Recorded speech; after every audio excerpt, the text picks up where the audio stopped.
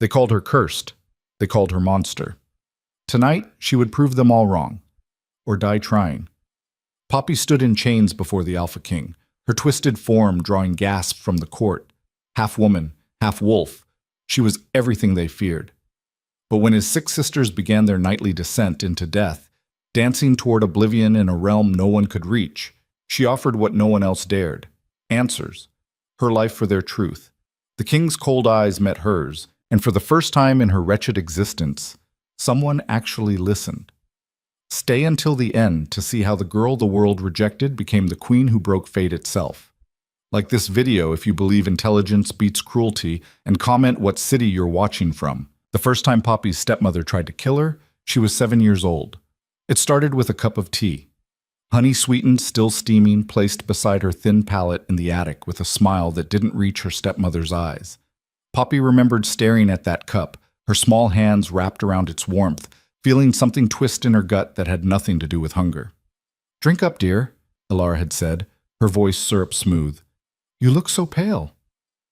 Poppy hadn't touched it. She'd watched her stepmother's smile freeze, watched the woman's jaw tighten before she swept from the room. Later, Poppy poured the tea into the withered plant on her windowsill. By morning, the plant was dead, its leaves blackened and curled like burned paper. The attempts became more sophisticated after that. Tainted bread.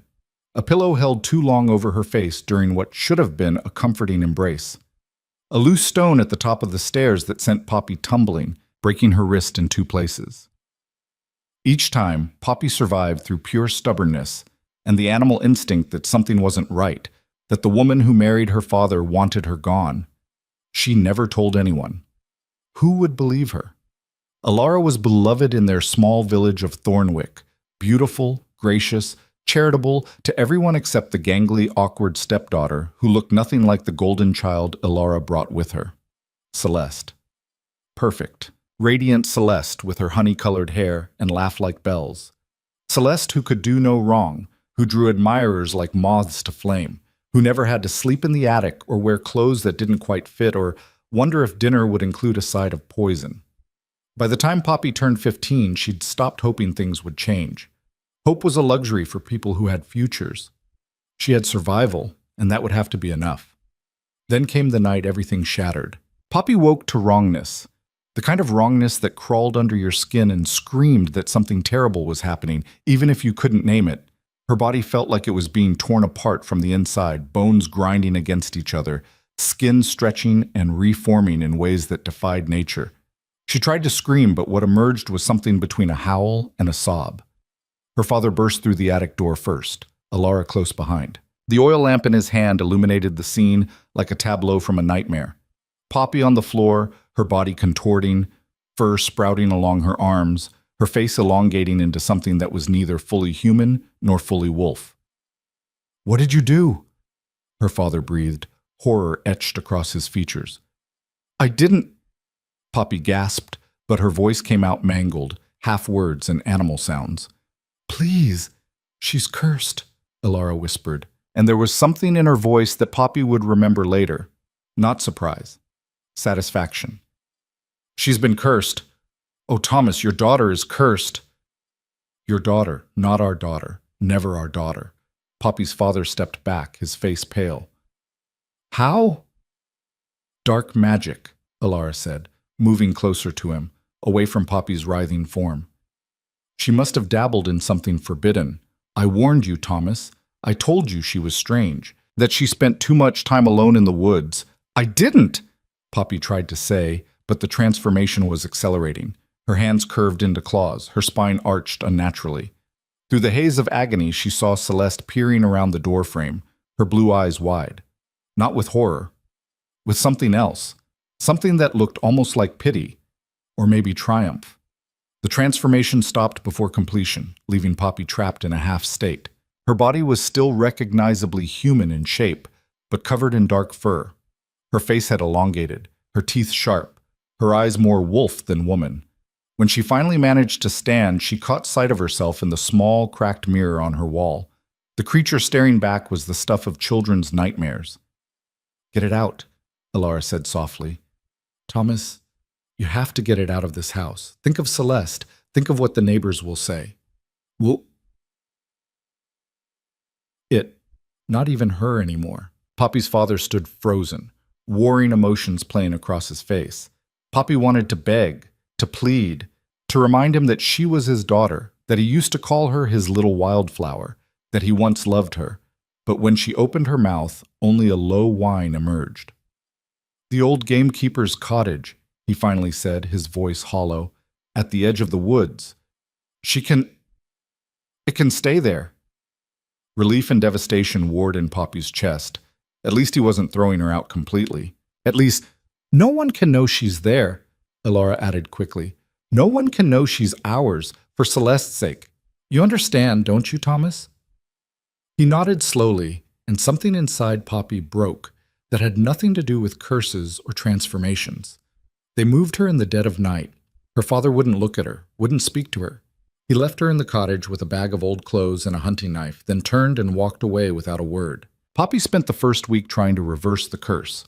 She tried every folk remedy she could remember, every prayer, every bargain, with forces she didn't believe in. Nothing worked.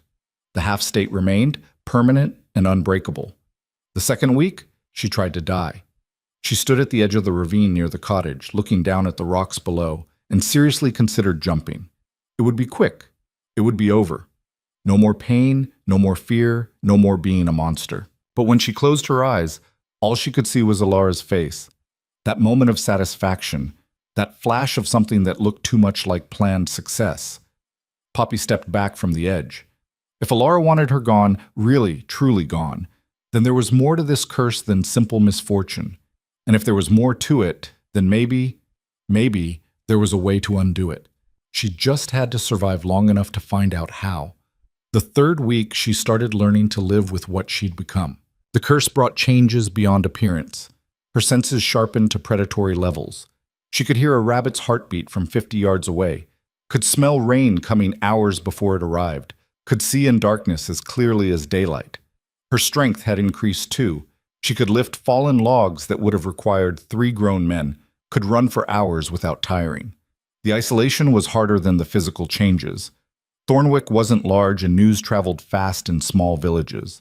Within days, everyone knew that Thomas the merchant's daughter had been cursed, transformed into a monster, hidden away in shame. The story grew with each telling.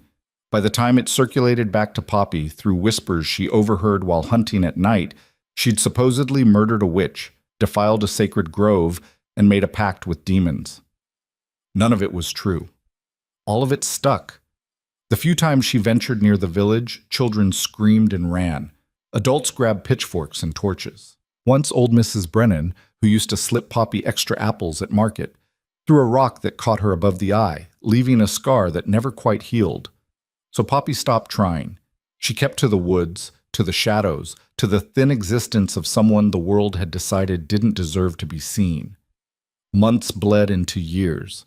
Poppy turned 16, then 17, then 18, marking time by seasons and the slow accumulation of survival skills. She became an expert hunter, though she never quite got used to the taste of raw meat that her transformed body craved. She learned which plants were edible, which could be used for medicine, how to set snares and read weather patterns and start fires in the rain. She also learned how to be invisible, how to move through the forest without leaving tracks, how to observe Thornwick from a distance, watching the life she'd been excluded from continue without her. She saw Celeste grow into a beauty who had suitors lining up at the door, saw her father's business prosper, saw Elara become the most influential woman in Thornwick, her charity work and gracious manner earning her universal admiration. No one asked about Thomas's first daughter anymore. It was like Poppy had never existed. That should have been the end of her story. Monster in the woods. Forgotten daughter. Cautionary tale about the dangers of whatever fictional sin the villagers had decided she'd committed. But fate, Poppy learned, had a sick sense of humor. The summons came on a Tuesday. Poppy was checking her snares when she heard the horses. 3 riders, moving fast through the forest toward her cottage. She froze, every instinct screaming at her to run, to hide, to become invisible the way she'd learned. But something stopped her. Maybe curiosity. Maybe exhaustion with running. Maybe the small, stubborn part of her that refused to believe she deserved to spend the rest of her life in shadows. She waited. The riders were royal guards, their armor bearing the crest of King Aldrich, the Alpha King who ruled the northern territories with an iron fist and a reputation for ruthlessness. Poppy had never seen them this far from the capital, never had reason to care about royal business. Until they surrounded her cottage and the captain dismounted, pulling out a scroll with a seal that looked official and terrifying. "Poppy Thornwick?" His voice was clipped, military precise. She nodded warily, her hand moving to the knife at her belt. "You are hereby summoned to stand before King Aldrich on charges of witchcraft, attempted murder, and conspiracy against the crown."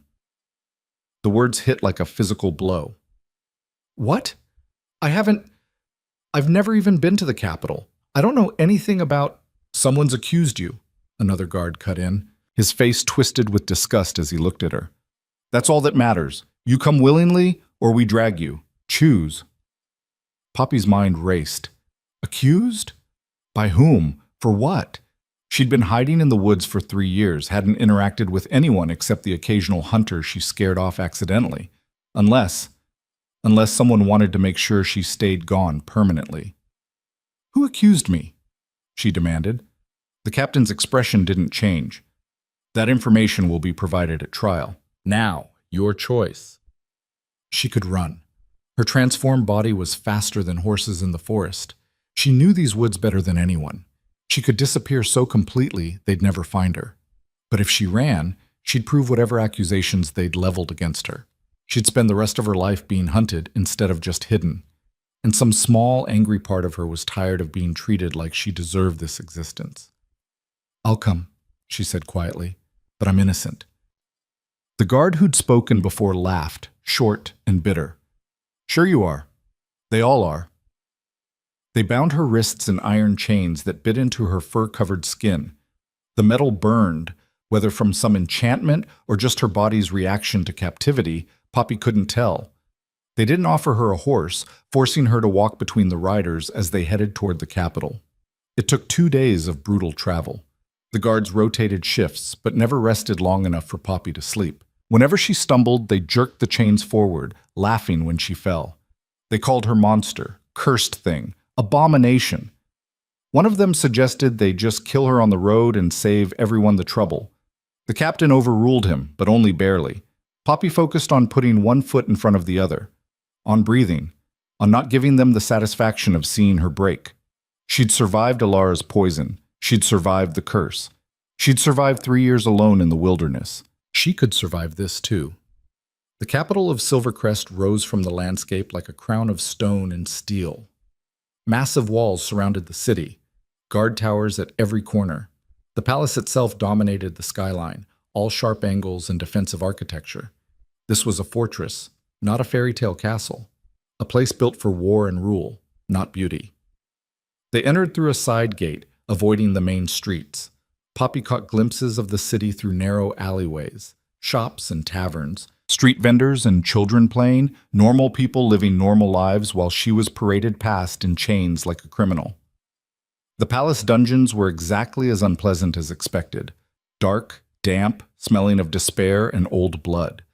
They threw her in a cell barely large enough to lie down in, the iron door slamming shut with a finality that echoed in her bones. Poppy sank onto the cold stone floor and waited. Hours passed, or maybe days. Time lost meaning in the darkness. Guards brought stale bread and water that tasted of rust. No one spoke to her. No one told her what was happening or when her trial would be. The isolation should have been familiar. After 3 years alone, this should have been nothing. But somehow, being alone by choice and being alone in a cage were 2 entirely different hells. Finally, footsteps approached. Not the heavy tread of guards, but something lighter, more purposeful. A key turned in the lock, and the cell door opened to reveal a woman in fine clothing, her dark hair streaked with silver, her eyes sharp and assessing. "Well," she said, studying Poppy with the detached interest of someone examining an unusual insect, "you're definitely cursed. The question is whether you're also guilty." "I'm not," Poppy said hoarsely. "I don't even know what I'm accused of." The woman arched an eyebrow. "Really? No one told you. How inefficient. She pulled a piece of parchment from her sleeve, scanning it quickly.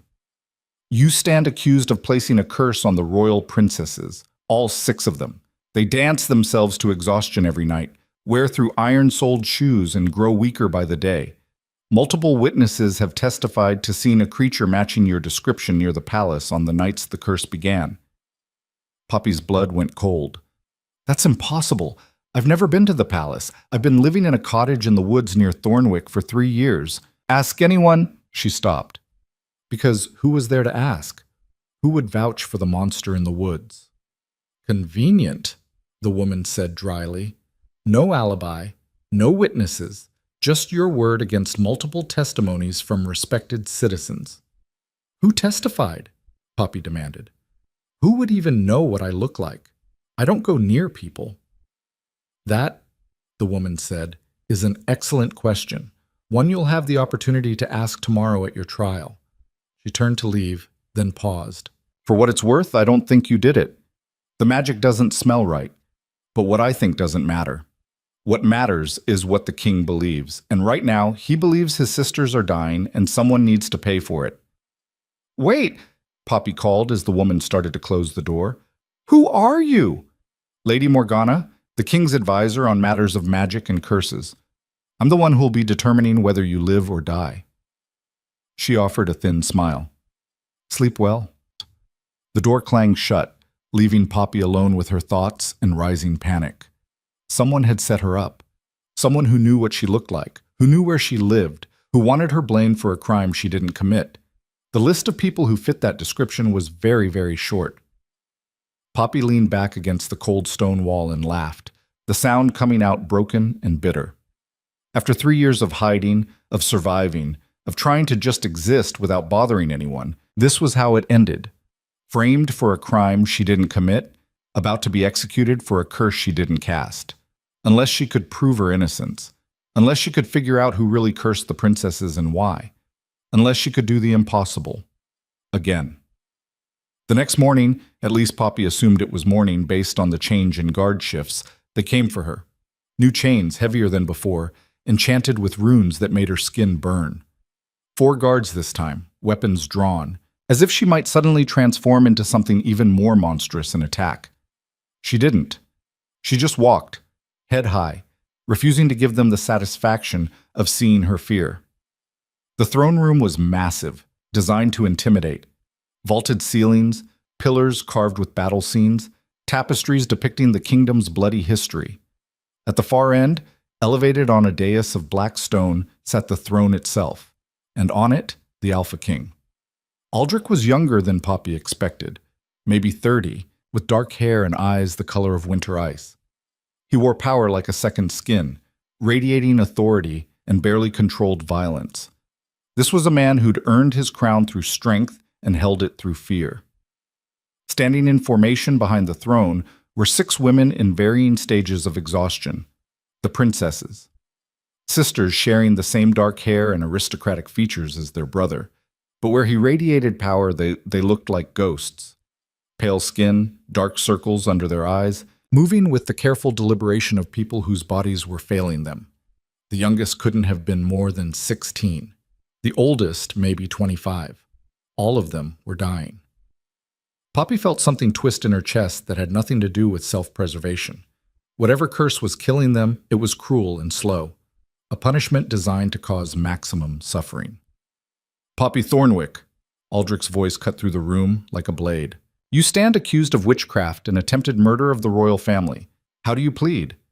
Not guilty, Poppy said, and was proud that her voice didn't shake. I've never practiced magic. I've never been to the capital before 2 days ago. I'm cursed, not a curse caster.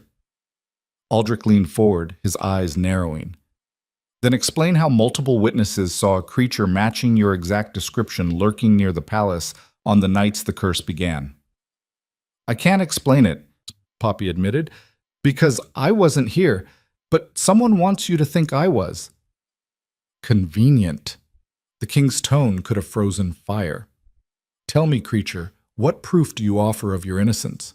None, Poppy said bluntly. I lived alone. I had no contact with anyone. My word is all I have. Your word is worth less than nothing. Then kill me, Poppy shot back, anger overriding common sense.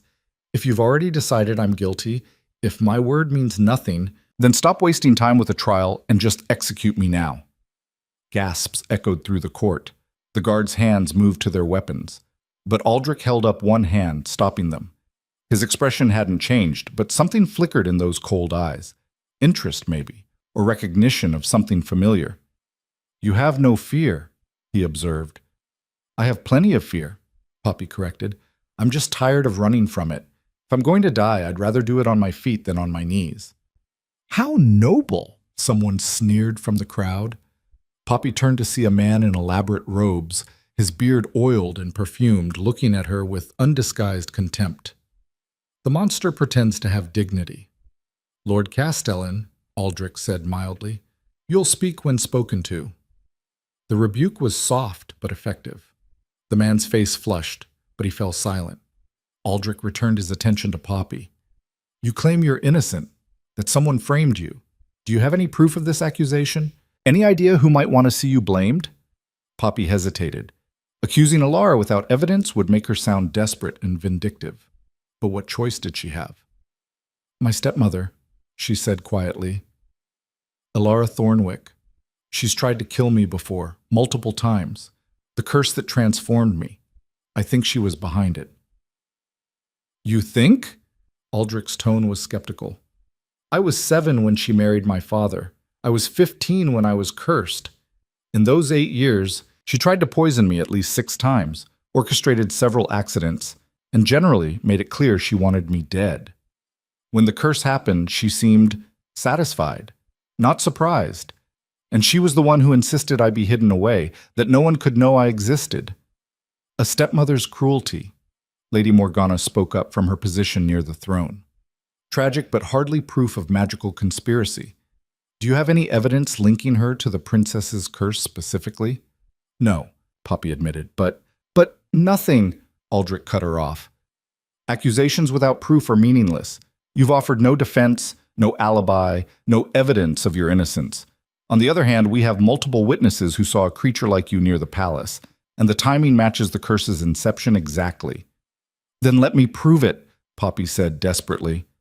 The words came out before she could think them through, driven by pure survival instinct. Let me find out who really cursed them. If I can break the curse, save your sisters, you'll know I'm innocent. The throne room went silent. Aldrich stared at her, his expression unreadable. Dozens of the kingdom's most powerful mages have tried to break this curse. What makes you think a cursed creature living in the woods could succeed where they failed? Because I have nothing to lose, Poppy said simply. Your mages have reputations, careers, fears about what failure might cost them. I'm already condemned. The worst that happens is I die trying instead of dying in a cell. But if I succeed, if I save them, then you know I'm innocent. And maybe, just maybe, I get to live. It was a desperate gamble, insane even, but Poppy had learned years ago that sometimes desperation was the only card worth playing. Aldrich was quiet for a long moment, studying her with those cold, calculating eyes. Poppy forced herself to meet his gaze, to not look away, to show him that whatever else she wasn't weak. 3 days, he finally said. You have 3 days to identify the curse and break it. You'll be given access to the princesses, to the palace, to whatever resources you need. But you'll be watched at all times, and if you attempt to escape or harm anyone, you'll be executed immediately.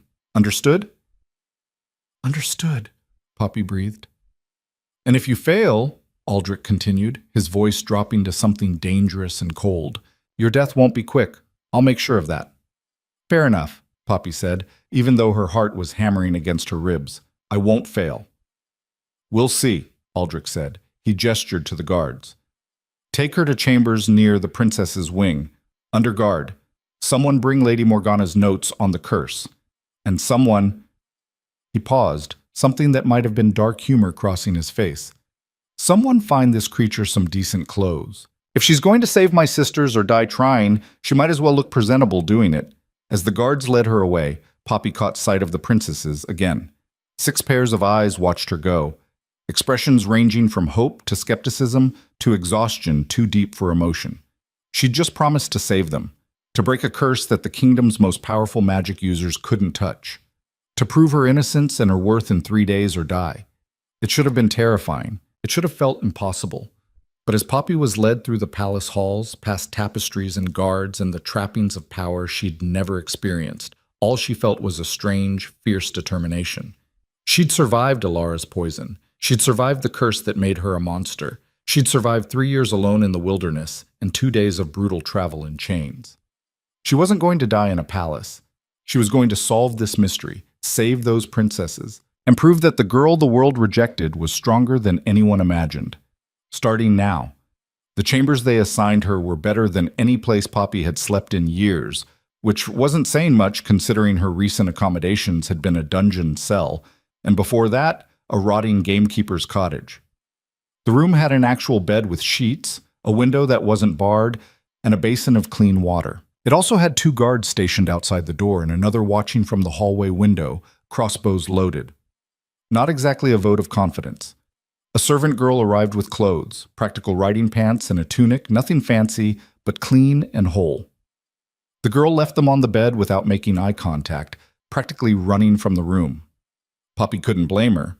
Even cleaned up, she was still a monster. The fur, the elongated features, the claws, those didn't wash away. She changed quickly, the new clothes feeling strange against her skin. Foreign, like she was playing dress-up in someone else's life. A sharp knock preceded Lady Morgana's entrance. The older woman carried a leather-bound journal, thick with notes, and stuffed with loose parchments. She didn't ask permission to enter, just swept in and deposited the journal on the small desk with a heavy thud. "Everything we know about the curse," Morgana said without preamble. Which, unfortunately, isn't much. The princesses began exhibiting symptoms 4 months ago. Every night, they retire to their chambers. Every morning, they're found exhausted, their shoes worn through, their feet bleeding. They have no memory of leaving their rooms, no awareness of dancing, nothing. But the evidence is undeniable. Poppy flipped through the journal, scanning the cramped handwriting and detailed diagrams. "You've tried tracking spells. Obviously, they slide off like water. Whatever magic is at work here, it's old and sophisticated, far beyond typical curse work." Morgana's eyes narrowed. "Which is why I find it highly unlikely that you're responsible. No offense, but cursing yourself into that form doesn't exactly scream master practitioner." "None taken," Poppy said dryly. "So you believe I'm innocent?" "I believe you're not the one who cast the curse on the princesses. Whether you're innocent of other crimes remains to be seen." Morgana pulled out a chair and sat, her posture perfect despite the late hour. "Tell me about your own curse, the transformation. When did it happen? What do you remember?" Poppy hesitated. She'd spent 3 years not talking about that night, pushing it down, trying to forget. But if Morgana could help... "I was 15. I woke up feeling like my body was tearing apart from the inside. The transformation took maybe 10 minutes, but it felt like hours. When it was over, I was like this, stuck halfway." Painful transformations usually indicate forced magic, something imposed rather than chosen. Morgana made a note. "And you're certain your stepmother was involved?" "I can't prove it, but she tried to kill me 6 times before the curse, and after." Poppy's jaw tightened. "After, she looked satisfied. Not surprised. She wanted me gone, and the curse gave her the perfect excuse." "Interesting. And now you're accused of cursing the princesses with similar timing to when multiple witnesses supposedly saw a creature like you." Morgana tapped her pen against the journal. "Someone's building a pattern, making sure all the pieces point to you." "Alara is," Poppy said. "It has to be." "Perhaps. But why? What does she gain from the princesses' deaths? Your stepmother lives in a small village. She has no connection to the royal family, no obvious motive." Morgana stood, smoothing her skirts. "I'm not saying you're wrong. I'm saying you need evidence, and you need it in 3 days. The king wasn't exaggerating about your execution. He's very creative when he's angry." "Comforting," Poppy muttered. "I'm not here to comfort you. I'm here to see if you're worth saving." Morgana moved to the door, then paused. The princesses will receive you tomorrow morning. Try not to terrify them. They're fragile enough as it is. She left, and Poppy was alone with the journal and her thoughts. She spent the night reading. Every observation, every failed attempt to break the curse, every theory that led nowhere. By dawn, her eyes burned and her head ached, but she had the shape of something. Not a solution, but a direction. The curse wasn't affecting the princesses during the day, only at night, and they had no memory of it, which suggested either sleep magic or something that bypassed conscious awareness entirely. The worn shoes and bleeding feet were physical evidence of something real happening, not just an illusion. They were going somewhere, dancing somewhere. But where? A different servant brought breakfast, plain bread and cheese, which Poppy wolfed down. She hadn't realized how hungry she was until food appeared. 3 years in the woods had taught her to eat when she could, fast when she couldn't. The guards came for her mid-morning, different ones this time, looking no more comfortable with her presence than their predecessors. They led her through the palace, up spiraling staircases and down long corridors lined with portraits of dead kings who stared disapprovingly at the cursed creature walking beneath them. The princess's wing was in the east tower, furthest from the main palace, isolated. Whether for their protection or everyone else's, Poppy couldn't tell. The youngest princess answered the door herself. Up close, she looked even worse than in the throne room, skin pale as parchment, dark circles so pronounced they looked like bruises, hands trembling slightly as she held the door. "You're the one who's supposed to save us," she said. Not a question. Her voice was soft, musical even in exhaustion. "I'm Arya. Come in, I guess." The room beyond was larger than Poppy's entire cottage had been, decorated in soft blues and silvers. 5 other women were scattered throughout, some sitting, some lying down, all radiating the same bone-deep exhaustion as Arya. 6 pairs of eyes tracked Poppy's entrance with varying degrees of hope and skepticism. "This is ridiculous," the oldest princess said from her position on a settee. She had Aldrich's sharp features and apparently his temperament. "We're supposed to trust a cursed creature? She probably cast the spell to begin with." "Seraphina," another princess chided gently. She was maybe 20, with softer features and kind eyes. "Father said—" "Father is desperate," Seraphina cut her off. "We're dying, and he's grasping at straws. This thing is just another failed attempt." "I have a name," Poppy said quietly. "It's Poppy, and I didn't curse you, but someone did, and I'm going to find out who." "How?" Seraphina demanded. "What makes you qualified?" "I survived being poisoned 6 times before I was 15. I survived a curse that should have killed me. I survived 3 years alone in the wilderness with everyone hunting me." Poppy met Seraphina's gaze steadily. "I'm qualified because I know what it's like when someone wants you dead, and I know how to stay alive anyway. That enough for you?" Silence. Then Arya laughed, the sound startling in the quiet room. "I like her." "You like everyone," Seraphina muttered, but some of the hostility had drained from her expression. The kind-eyed princess stood and offered her hand. "I'm Selena. That's Seraphina, Arya, Luna, Marina, and Eloise." She gestured to each in turn. "We're grateful for your help, even if some of us are terrible at showing it." Poppy shook her hand carefully, conscious of her claws. "Tell me everything, from the beginning. When did this start?" They settled in, and the story emerged in pieces. 4 months ago, they'd all woken exhausted. Their shoes, good leather shoes that should have lasted years, were worn completely through, soles destroyed. At first, they thought it was some kind of elaborate prank, but it kept happening, every night, without fail. "We tried staying awake," Luna said. She was quiet, probably 17, with an artist's ink-stained fingers. Didn't matter. 1 minute you're fighting sleep, the next it's dawn and you feel like you've run a marathon. "We tried locking the doors," Marina added.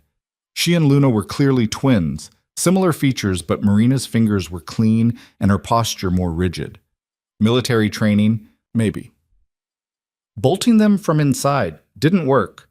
We still end up exhausted, still wake up with ruined shoes." "Our brother posted guards outside our rooms," Eloise said. She was the second youngest, maybe 18, with an intensity that reminded Poppy of Aldrich. They swear we never left, but we must have because she pulled up her skirt slightly, revealing feet wrapped in bandages, some spots seeping through with blood. Poppy knelt beside her, examining the injuries carefully. The damage was consistent with hours of dancing on hard surfaces. Not walking, not running, dancing. The blisters and cuts were in specific patterns, weight distributed in ways that matched formal dance movements. "You're really dancing," Poppy said slowly. "Somewhere. For hours. But you don't remember it, and the guards don't see you leave." "Brilliant deduction," Serafina said sarcastically. "We'd never figured that out ourselves." "Sarah," Selena warned. "It's fine," Poppy said, standing. "She's scared and dying.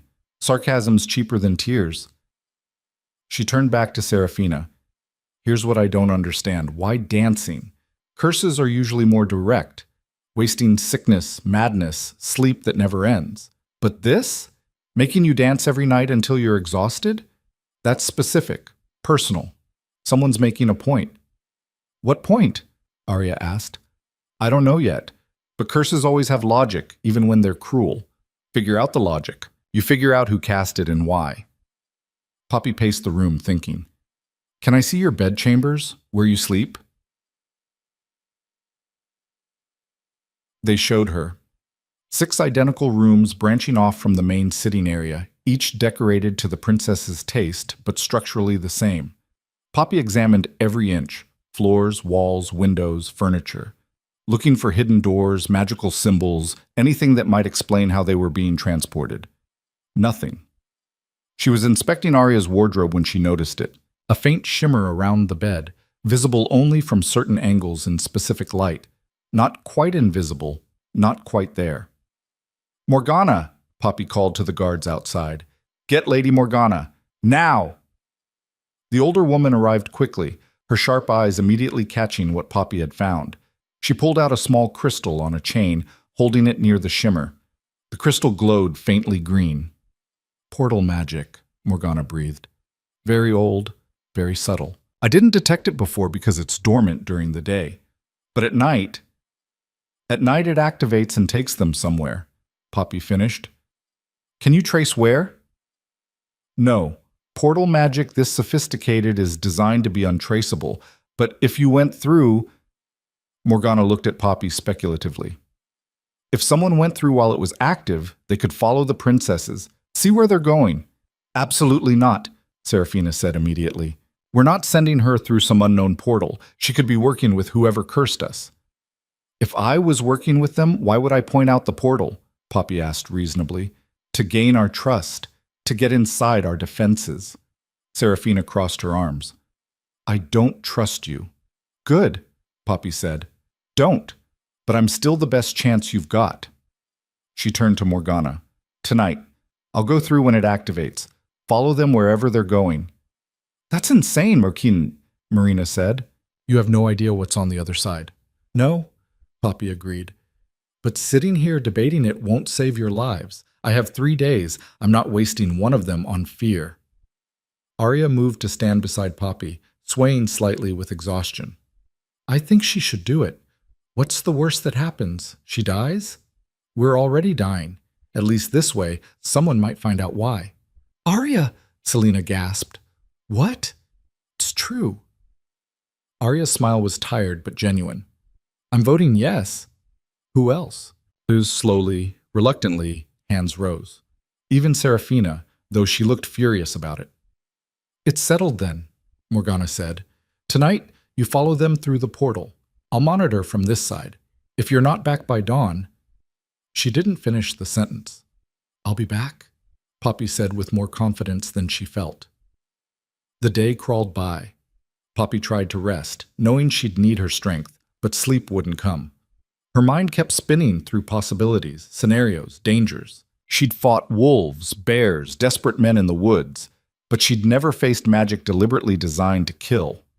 This was different. This was walking into a trap with her eyes open. As sunset approached, the princesses grew increasingly anxious. They'd been living this nightmare for 4 months, but knowing someone would finally witness it finally see what was happening to them, changed something, made it more real somehow. Poppy positioned herself under Arya's bed as darkness fell, the portal shimmer barely visible above her. Morgana sat in the corner with her crystals and instruments, monitoring magical activity. The princesses settled into their beds, trying to sleep normally even though they knew what was coming. "Thank you," Arya whispered into the darkness, "even if this doesn't work. Thank you for trying." Poppy didn't answer. Couldn't think of anything adequate to say. Around midnight, the air changed. Pressure built like before a storm, making Poppy's fur stand on end.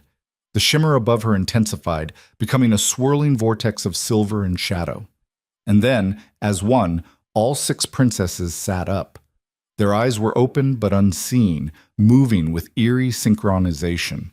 They stood, crossed to their wardrobes, and pulled out elaborate ball gowns in deep jewel tones. They dressed themselves with mechanical precision, laced up dancing shoes that gleamed like they'd been forged from starlight. Then they walked toward the portal. Poppy waited until all 6 had stepped through before following. The transition was nauseating, like being turned inside out and reassembled wrong. Colors inverted, sounds became textures, time stretched and compressed simultaneously. When reality solidified again, Poppy found herself somewhere impossible. The chamber was vast, carved from what looked like living crystal that pulsed with inner light. Columns of silver and gold twisted toward a ceiling lost in shadows. The floor was polished obsidian that reflected everything in distorted, dreamlike ways. And in the center, a ballroom. The princesses were dancing, not alone. They had partners. Men who looked almost human, but not quite. Too beautiful, too sharp, movements too fluid. Fae, Poppy realized with growing dread. This was a Fae realm. Music filled the air, though Poppy couldn't identify the source. It was beautiful and terrible, the kind of music that got into your bones and made you want to dance until your feet bled and your heart stopped. The princesses danced with expressions of desperate joy, spinning and twirling with partners who smiled like predators. This wasn't celebration, it was consumption. The Fae were feeding on something, energy, life force, the princess's vitality being drained with every step. Poppy pressed herself against a pillar, trying to remain unseen. She needed to understand what was happening, who was orchestrating this before she could— Well, a voice said directly behind her. "What do we have here? An uninvited guest." Poppy spun, claws out, but she was already too slow. The Fae man, because there was no mistaking him for human, caught her wrist with casual strength that made her earlier assessment of being stronger than normal humans laughably inadequate. He was tall, with silver hair that fell past his shoulders and eyes like molten gold. Beautiful in the way that poisonous things are beautiful, attractive and lethal in equal measure. "Let me go, Poppy growled. "Oh, I don't think so." He examined her with interest that made her skin crawl. "You're not one of the princesses. You're something else entirely. Cursed, I think. How delightful." Other Fae were noticing now, pausing in their dancing to observe. The princesses continued their mechanical movements, oblivious to anything beyond the music and the steps. "I am Lord Fenric," the silver-haired Fae said, his grip shifting to her throat, not quite choking, but making it clear he could. "And you, little beast, are trespassing in my realm. The penalty for that is death, unless—" his smile widened, "unless you can offer me something more interesting than your life."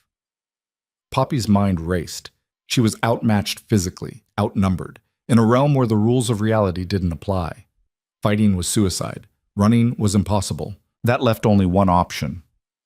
"A wager," she said, the words coming out strangled but clear. "I challenge you to a wager." Fenric's eyes lit up with genuine delight. "Oh, how bold! What makes you think I'd accept?" "Because Fae can't resist a good game," Poppy said, gambling on every folktale she'd ever heard. "And because I'm offering you something you want, a challenge. When was the last time someone surprised you? When was the last time you didn't know how a game would end?" His grip loosened slightly. "What are the terms?" 3 trials, Poppy said, making it up as she went. "Your design. If I fail, I'm yours to do with as you please. But if I succeed, you release the princesses from your curse and send us all back to the mortal realm, unharmed. And what's to stop me from simply killing you now and continuing as before? Boredom, Poppy said bluntly. You've been draining those princesses for 4 months. That game's almost over. They're nearly dead. What then? You find new victims, start again, same pattern, same ending. But this? Me? I'm different. I'm unexpected. And I'm offering you genuine entertainment. Fenric was silent, considering. The other Fae had gathered closer, listening. Poppy could feel their hunger, their interest. They were predators who'd grown tired of easy prey. 3 trials, Fenric finally said. I will design each to test a different aspect of your nature. Fail anyone, and you belong to me. Your life, your soul, your service, everything. Succeed in all 3, and the princesses go free. He leaned closer, his breath cold against her skin. But know this, little beast. I am very, very good at games, and I've never lost one yet. First time for everything, Poppy said, hoping her voice didn't betray her terror. Fenric laughed, the sound like breaking glass. Oh, I'm going to enjoy this. Very well. I accept your wager. He released her, stepping back with a theatrical bow. Let us begin. The first trial is simple, survive until dawn. But you see, in my realm, dawn only comes when I permit it. And tonight, I'm in no hurry. The ballroom floor opened beneath Poppy's feet, and she was falling into darkness that had teeth and hunger and no bottom she could see. Poppy hit water hard enough to knock the air from her lungs. Not water, something thicker, colder, that burned like liquid ice against her skin. She kicked instinctively, breaking the surface with a gasp that seared her throat. The chamber she'd fallen into was smaller than the ballroom, lit by phosphorescent fungi clinging to walls that seemed to breathe. The liquid she floated in glowed faintly green, and things moved beneath the surface, things with too many teeth. First trial? Fenric's voice echoed from everywhere and nowhere. Survive until dawn. I should mention those creatures down there. They haven't fed in decades, and they're very, very hungry. Something brushed Poppy's leg. She jerked away, swimming toward the nearest wall. The stone was slick, offering no handholds. She scrabbled at it anyway, claws scraping uselessly against the smooth surface. A shape rose from the depths, serpentine, scaled, with eyes that reflected her terror back at her. Its mouth opened, revealing rows of needle-sharp teeth. Poppy dove sideways as it lunged. The creature's jaws snapped shut inches from where her head had been, the sound like breaking bones. She surfaced on the opposite side of the chamber, lungs screaming for air, and spotted it, a ledge, maybe 10 feet up the wall. Too high to reach from the water, but there were mushrooms growing in a rough line leading up to it, if she could climb fast enough. Another creature surfaced, then another, 5 total, circling her with predatory patience. They were toying with her, waiting to see which way she'd run. Poppy didn't give them the satisfaction of running. She swam directly at the nearest one, fast and low. It reared back in surprise. Prey wasn't supposed to attack, and in that split second of confusion, Poppy was past it, hitting the wall with enough momentum to grab the lowest mushroom. It squelched under her grip but held. She pulled herself up, reaching for the next one. Behind her, the creatures were recovering from their shock, churning the water into froth as they converged on the wall. The second mushroom tore free as Poppy's weight hit it. She fell, caught herself on the first one with her claws, the sudden jerk nearly dislocating her shoulder. Below, jaws snapped at her dangling feet. She swung herself sideways, grabbing a different mushroom, testing it before committing her full weight. This one held. She climbed, ignoring the burning in her muscles, the way her wet fur made everything heavier. Up, up, one handhold at a time, while below the creatures writhed and snapped and waited for her to fall. Poppy hauled herself onto the ledge just as the largest creature launched itself from the water, its momentum carrying it halfway up the wall before gravity reclaimed it. Its teeth scraped the stone where her foot had been a heartbeat before. The ledge was narrow, maybe 3 feet deep, but solid. Poppy pressed her back against the wall, breathing hard, watching the creatures circle below. Not bad, Fenric's voice purred. You're faster than you look. But the trial isn't surviving the first 5 minutes. It's surviving until dawn. And I'm thinking, dawn should come around, 3 days from now? 3 days. On a ledge barely wide enough to sit on, with no food, no water, and monsters waiting below for her to pass out from exhaustion and fall. Poppy laughed. It came out harsh and slightly hysterical, echoing off the breathing walls. Something funny? Fenric sounded genuinely curious. I've survived worse, Poppy said, and meant it. You think 3 days without food will kill me? I went a week once, in winter, when the hunting was bad. You think monsters will? I've been hunted by humans who thought I was an abomination. You think isolation will break me? Her voice hardened. I spent 3 years alone because everyone I knew decided I didn't deserve to exist. 3 days on a ledge, that's nothing. Silence. Then Fenric materialized on the ledge beside her, sitting cross-legged as if they were having tea instead of negotiating her survival. Up close, his beauty was almost painful to look at. Features too perfect, too symmetrical, like someone had crafted the ideal face without understanding what made faces human. You're angry, he observed. I'm practical. No, you're angry. He tilted his head, studying her. At the world, at the people who rejected you, at the stepmother who tried to kill you, at fate itself for cursing you into this shape. He smiled. I can taste it on you, rage like fine wine, aged and complex. Then you should know I'm too stubborn to die easily. Oh, I'm counting on it. Breaking someone strong is so much more satisfying than breaking someone already damaged. He reached out as if to touch her face, and Poppy snapped her teeth at him. He pulled back, laughing. Yes, exactly that. You still have fight in you. Despite everything, you refuse to lie down and accept your fate. Is there a point to this? The point, Fenric said, standing in one fluid motion, is that your anger makes you predictable. You'll endure this trial through sheer spite. So let me make it more interesting. He gestured, and the wall behind Poppy rippled. An opening appeared, leading to darkness that smelled of earth and growing things. A tunnel, Fenric explained. It leads to a garden. In that garden, there's a fountain with water that can reverse any curse. Drink from it, and you'll be human again. Beautiful, whole, everything you were meant to be before your stepmother poisoned your life. Poppy's heart stopped. Human. She could be human again. No more fur, no more claws, no more children screaming at the sight of her. She could go home, could have a life, could... What's the catch? She asked, voice flat. Smart girl.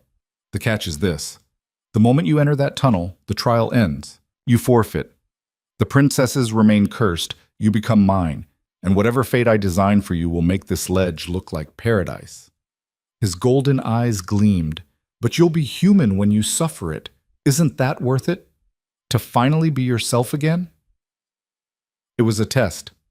Poppy understood that much. Not about survival, about choice, about what she valued more. Her freedom from the curse that made her a monster, or the lives of 6 women she barely knew. No, she said. Fenric's expression didn't change. No? I didn't come here to save myself. I came here to save them. Poppy gestured toward where the ballroom must be, somewhere above. I've lived 3 years as a monster. I can live 300 more if I have to. But those princesses? They don't deserve to die because I wanted to be pretty again. How noble, Fenric said, but there was something in his voice, surprise maybe, or respect. You'd choose duty over desire? I choose not being the kind of person who sacrifices others for my own benefit, Poppy corrected. That's called being selfish, not noble. There's a difference. The tunnel vanished. Fenric stared at her for a long moment, his expression unreadable. You pass, he said quietly. The ledge dissolved beneath her, but instead of falling back into the water, Poppy found herself standing in the ballroom again. The princesses were still dancing, still trapped in their mechanical movements. Fenric stood beside her, arms crossed, watching his entertainment with the detached interest of a cat watching mice. That was the first trial? Poppy asked, adrenaline still flooding her system. Choosing duty over my own cure? No, the first trial was surviving. You did. The tunnel was extra credit, so to speak. I wanted to see what you'd choose. He smiled, sharp and cold. Most people choose themselves, always. You're more interesting than I gave you credit for. Lucky me, Poppy muttered. What's the second trial? Patience. Fenric snapped his fingers, and the ballroom transformed. The Fey dancers vanished. The princesses remained but changed, no longer trapped in dance, but frozen in individual tableaus of suffering. Each stood on a pedestal, surrounded by mirrors that reflected not their appearance, but their deepest fears, their worst memories, their most private shames. Arya, the youngest, stared at a reflection showing her mother's death. Seraphina watched herself failing her father, disappointing him, being cast aside. One by one, Poppy saw each princess confronted with the thing they feared most. The second trial, Fenric said, walking among the pedestals like a curator in a gallery, is truth. These are mirrors of the soul. They show what people hide, even from themselves. Your task is simple. Look into your own mirror and survive what you see without breaking. A seventh pedestal rose from the floor, empty and waiting. And if I refuse? Then you forfeit. The princesses stay cursed, and you become mine. Fenric's smile widened. But I don't think you'll refuse. You're too curious, too desperate to prove you can endure anything. That's your weakness, little beast. Your need to be stronger than your pain. He wasn't wrong. Poppy hated that he wasn't wrong. She stepped onto the pedestal. The mirrors materialized around her, 6 of them forming a circle. At first, they showed only her reflection, the cursed form, the fur and claws and twisted features she saw every time she looked at water or polished metal. Then the images shifted. The first mirror showed her as a child, 7 years old, watching her new stepmother smile while stirring poison into tea. But in this version, young Poppy drank it. She watched herself die, choking and convulsing while Elara hummed a cheerful tune. The second mirror showed the night of her curse, but different. Her father didn't just hide her away. He drove a knife into her heart himself, choosing Elara over his own daughter, choosing the easy lie over the difficult truth. The third showed Thornwick, but everyone she'd ever known was there, laughing at her. Not afraid, not disgusted, just amused. She was a joke to them, a pathetic creature who thought she mattered, who thought she deserved anything beyond mockery. The fourth mirror showed the princesses. She saved them, broke the curse, proved her innocence, and King Aldrich executed her anyway. Because she was a monster, and monsters didn't get happy endings, and her usefulness didn't erase what she was. The fifth showed her becoming like Elara, cruel, calculating, willing to hurt others to protect herself. She saw herself poisoning someone else, cursing someone else, becoming the thing she hated most. The sixth mirror showed her alone, not for 3 years, but forever. Centuries passing, everyone she knew dying, the world changing and moving on while she remained trapped in her cursed form, immortal and isolated, watching time erase any evidence she'd ever existed. Poppy's breath came in short gasps. The mirrors weren't just showing her fears, they were making her feel them. The despair of each scenario crashed over her like waves, trying to pull her under. You see it now, don't you? Fenric's voice came from beyond the mirrors. The truth. You're not brave. You're not strong. You're a scared, broken thing pretending to be whole. You survived because you didn't have the courage to die. Everything you are is built on fear and spite, and deep down, you know you're worthless.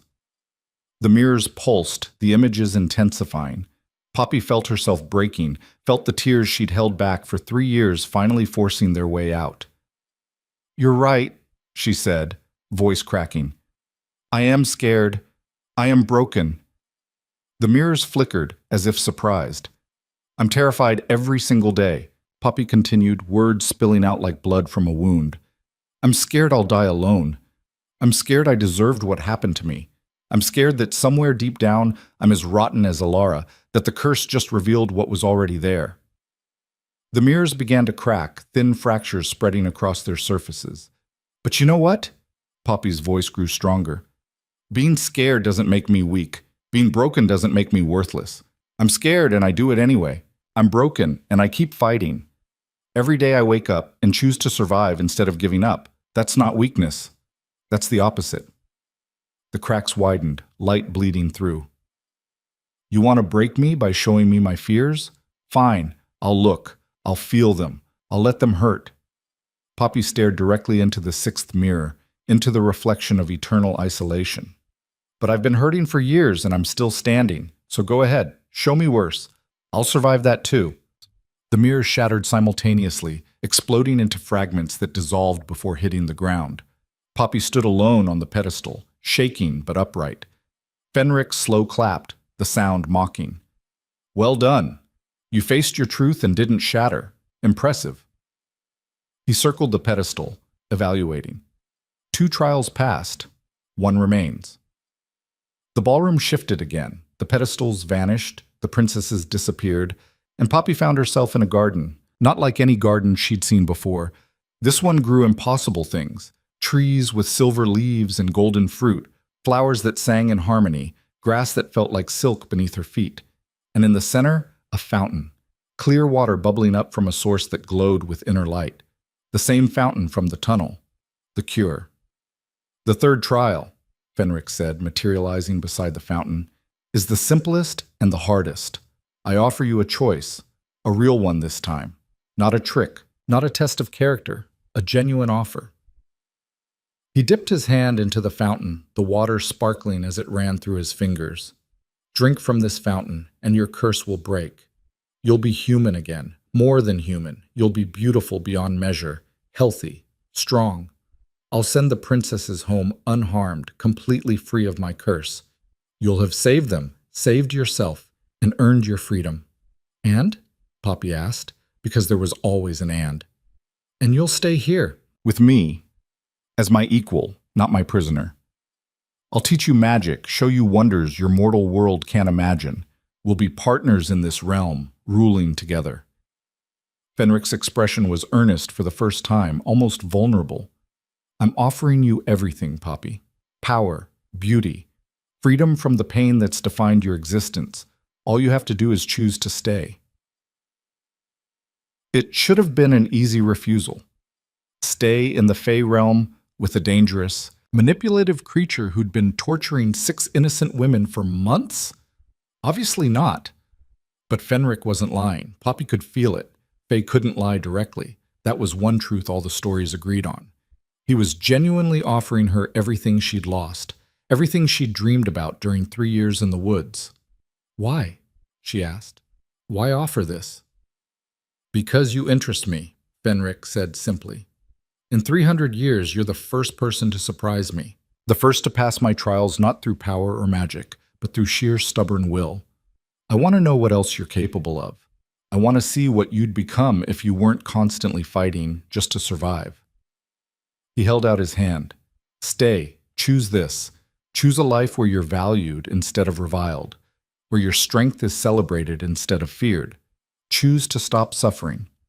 Poppy stared at his offered hand, at the fountain, at the garden that was so beautiful it hurt. She thought about Thornwick, about the people who'd thrown rocks at her, who'd called her monster, who'd been relieved when she disappeared, about her father, who'd abandoned her without a second thought, about Alara, who'd tried to kill her 6 times and cursed her when poison failed. She thought about the princesses. They'd go home safely. She'd save them. That part was real.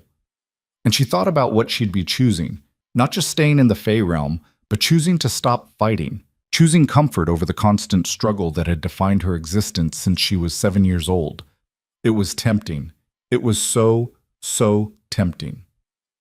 No, Poppy said. Fenric's hand lowered. No? You're offering me an escape, a beautiful cage instead of the ugly one I've been living in, but still a cage. Poppy met his golden eyes steadily. I didn't survive 3 years in the woods just to trade one kind of isolation for another. I didn't fight my way here to give up now. You're choosing to go back to a world that hates you? I'm choosing to go back to a world where I get to make my own choices, Poppy corrected, where my life is mine, not defined by what you want or what Alara wanted or what anyone else thinks I should be. You're offering me everything except the one thing I actually need, the right to be myself, flaws and all, and build my own life. Fenric stared at her for a long moment. Then he started laughing. Not mockery this time, genuine, delighted laughter that echoed through the garden. You magnificent fool, he said, grinning. You're choosing suffering over comfort, struggle over ease, just to maintain control over your own fate. That's either the bravest or stupidest thing I've ever witnessed, and I honestly can't tell which. Can it be both? Absolutely. He snapped his fingers, and the garden dissolved. They stood in the ballroom again, the princesses still frozen in their dance. You've passed all 3 trials. You chose duty over desire, faced your truth without breaking, and refused power that would have cost you your autonomy. By the terms of our wager, I release the princesses from my curse. The music stopped. The princesses stumbled, awareness flooding back into their eyes. They looked around wildly, confused and terrified, not understanding where they were or what had happened. Poppy? Arya's voice was small, frightened. What? Where? It's okay, Poppy said, moving toward them. You're safe. We're going home. Not quite yet, Fenric interrupted. His expression had shifted, becoming calculating. I said I'd release them from the curse. I said I'd send you all back to the mortal realm unharmed. I never said when. Poppy froze. You can't lie. You made a bargain. I'm not lying. I will send you back, eventually, but time moves differently here. A few years in my realm might be only days in yours. Or it might be decades, centuries even. His smile was sharp as broken glass. You've won the game, little beast, but the game doesn't end just because you won. Rage flooded through Poppy, hot and consuming. She'd been played. Even in victory, she'd been played. You bastard, she breathed. Probably, Fenric agreed. But that's what you get for wagering with Fae. We honor the letter of our bargains, not the spirit. He gestured, and the floor began to ripple. Now, let's see. Where shall I keep you while I decide when to send you home? I have a lovely dungeon that hasn't been used in— Wait, Poppy interrupted. An idea was forming, desperate and probably stupid, but it was all she had. One more wager. Fenric paused. Oh? You said you'd never lost a game, that you're bored with easy victories. Prove it. One more challenge. If I win, you send us back immediately, today, and you let us all go free, including yourself. Including myself? Fenric's eyebrows rose. What does that mean? You're trapped here, Poppy said, the pieces clicking together. Aren't you? All this power, all this magic, but you can't leave this realm. That's why you need entertainment. Why you trap mortals into coming here. You're in a cage as much as anyone. The silence was deafening. The other Fae in the ballroom had gone still, watching their lord with expressions ranging from shock to fear. Choose your next words carefully, Fenric said softly, dangerously. I'm right, Poppy pressed. And I'm offering you a way out. A real challenge, a real game with real stakes. If I win, you come back with us. To the mortal realm, free. And if you lose, then I stay here, forever, not as your equal, as whatever you want me to be. Servant, prisoner, entertainment. My choice in exchange for yours. She held out her hand the way he'd held out his. One more game, all or nothing. Fenric stared at her offered hand. His court held its collective breath. You have no idea what you're offering, he said finally. No idea what I'd do with freedom after 300 years of captivity. Probably nothing good, Poppy admitted. But I'm betting on something else. I'm betting that you're as tired of being trapped as I am. That whatever fresh hell you'd unleash on the mortal world, it's worth it for a chance to choose your own fate.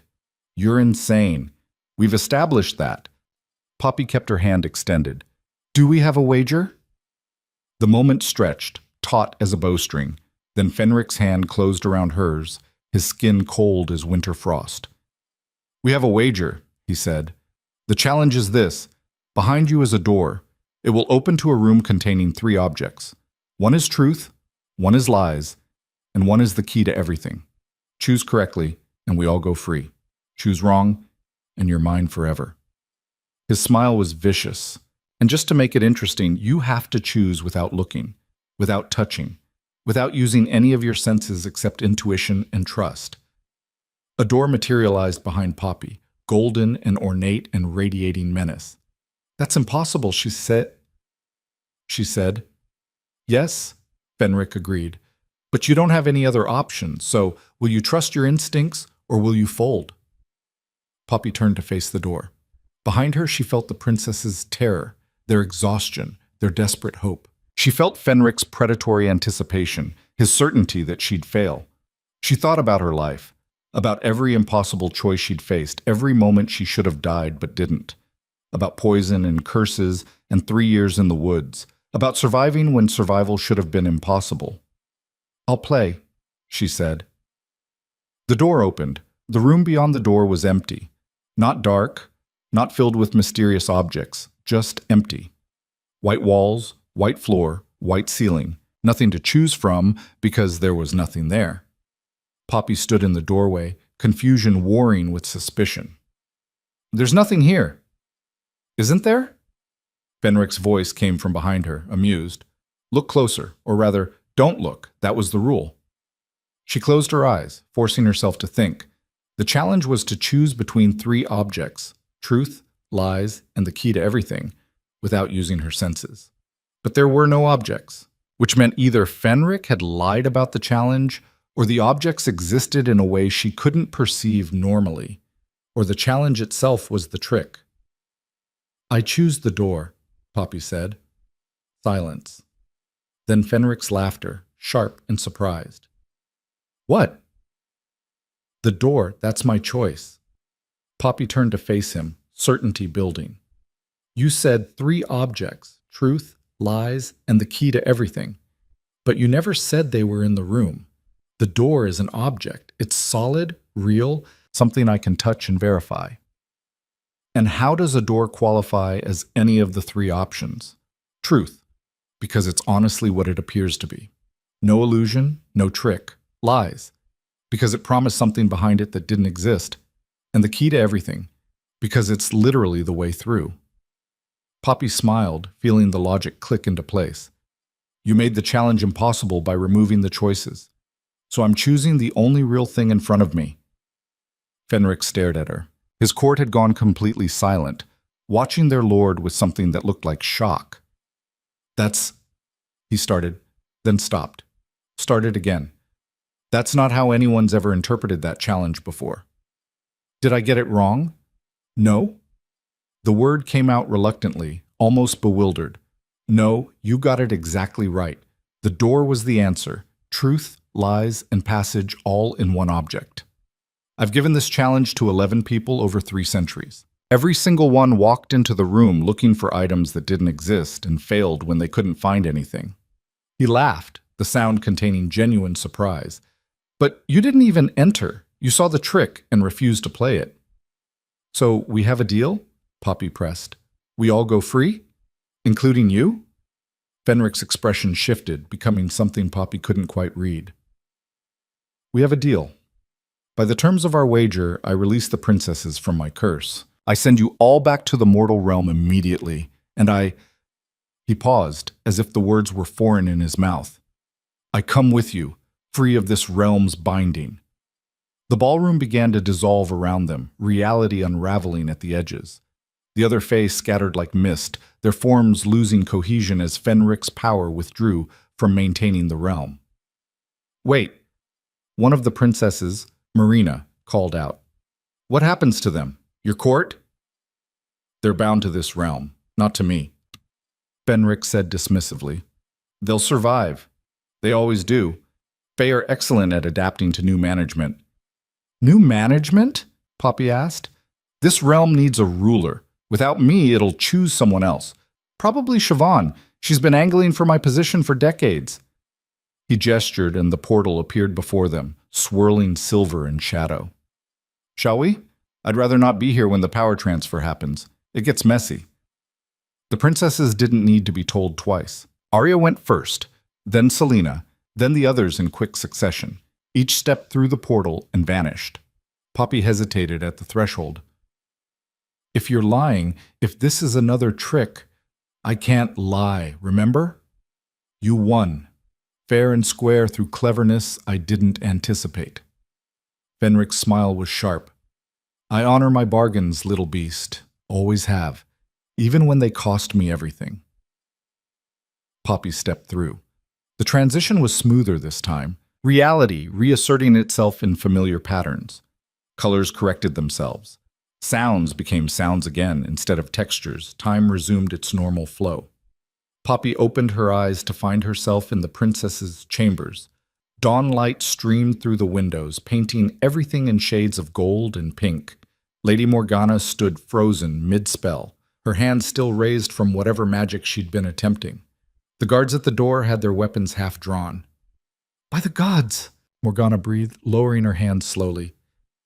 "You actually did it. You brought them back." The princesses were already moving, checking themselves, each other, babbling with relief and residual fear. Arya was crying. Serafina was laughing. Selena was holding Marina like she'd never let go. And Fenric stood in the center of the room, looking around with an expression of wonder that made him seem younger, less predatory, almost vulnerable. "Mortal realm," he said softly. "It's been so long I'd forgotten how it feels, how it smells." He held up one hand, watching dust motes dance in the sunlight. "Everything is so temporary here, so fragile. That's what makes it valuable," Poppy said. "Perhaps." Fenric turned to her, and for just a moment, something like respect flickered in those golden eyes. "You surprised me. 4 times now. That's a record." "Only 4, I'm disappointed in myself." "Don't be. Most people never surprise me once." He moved toward the window, drinking in the view of the city below.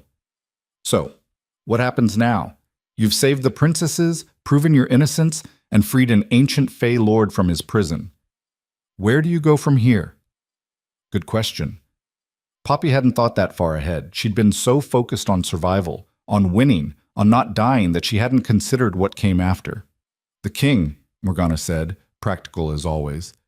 "He needs to know the curse is broken, and we need to determine who framed you in the first place." Right, because saving the princesses didn't change the fact that someone had accused her of cursing them. Someone had built an elaborate frame that led guards to her cottage, that brought her here in chains. Someone still wanted her destroyed. "My stepmother," Poppy said. "It has to be her, but I still don't understand why. What does she gain from the princesses dying, from me taking the blame?" "Boy, let's ask your king," Fenric suggested. "I'm curious about this Alpha King who rules through fear. It's been centuries since I met a proper tyrant." "He's not a tyrant," Arya protested weakly. "He's just protective." Semantics. Fenric headed for the door, moving with the casual confidence of someone who'd never encountered a locked door that could keep him out. "Shall we? I want to see his face when he realizes his sister's savior is a cursed monster and an ancient fae." Poppy exchanged glances with Morgana, who looked torn between professional interest and deep concern. "This should be interesting," the older woman muttered. Aldrich's council chamber was in session when they arrived, the guards too shocked by the sight of the healthy princesses to do more than stare. The king himself stood at a massive table covered in maps and documents, Lord Castellan at his side, several other nobles and military leaders arranged around the room. He looked up as the doors opened, and the expression that crossed his face was pure shock. "Serafina?" His voice cracked slightly, the iron control slipping. "You're... all of you... We're fine," Serafina said, stepping forward. "The curse is broken. Poppy broke it." Every eye in the room turned to Poppy.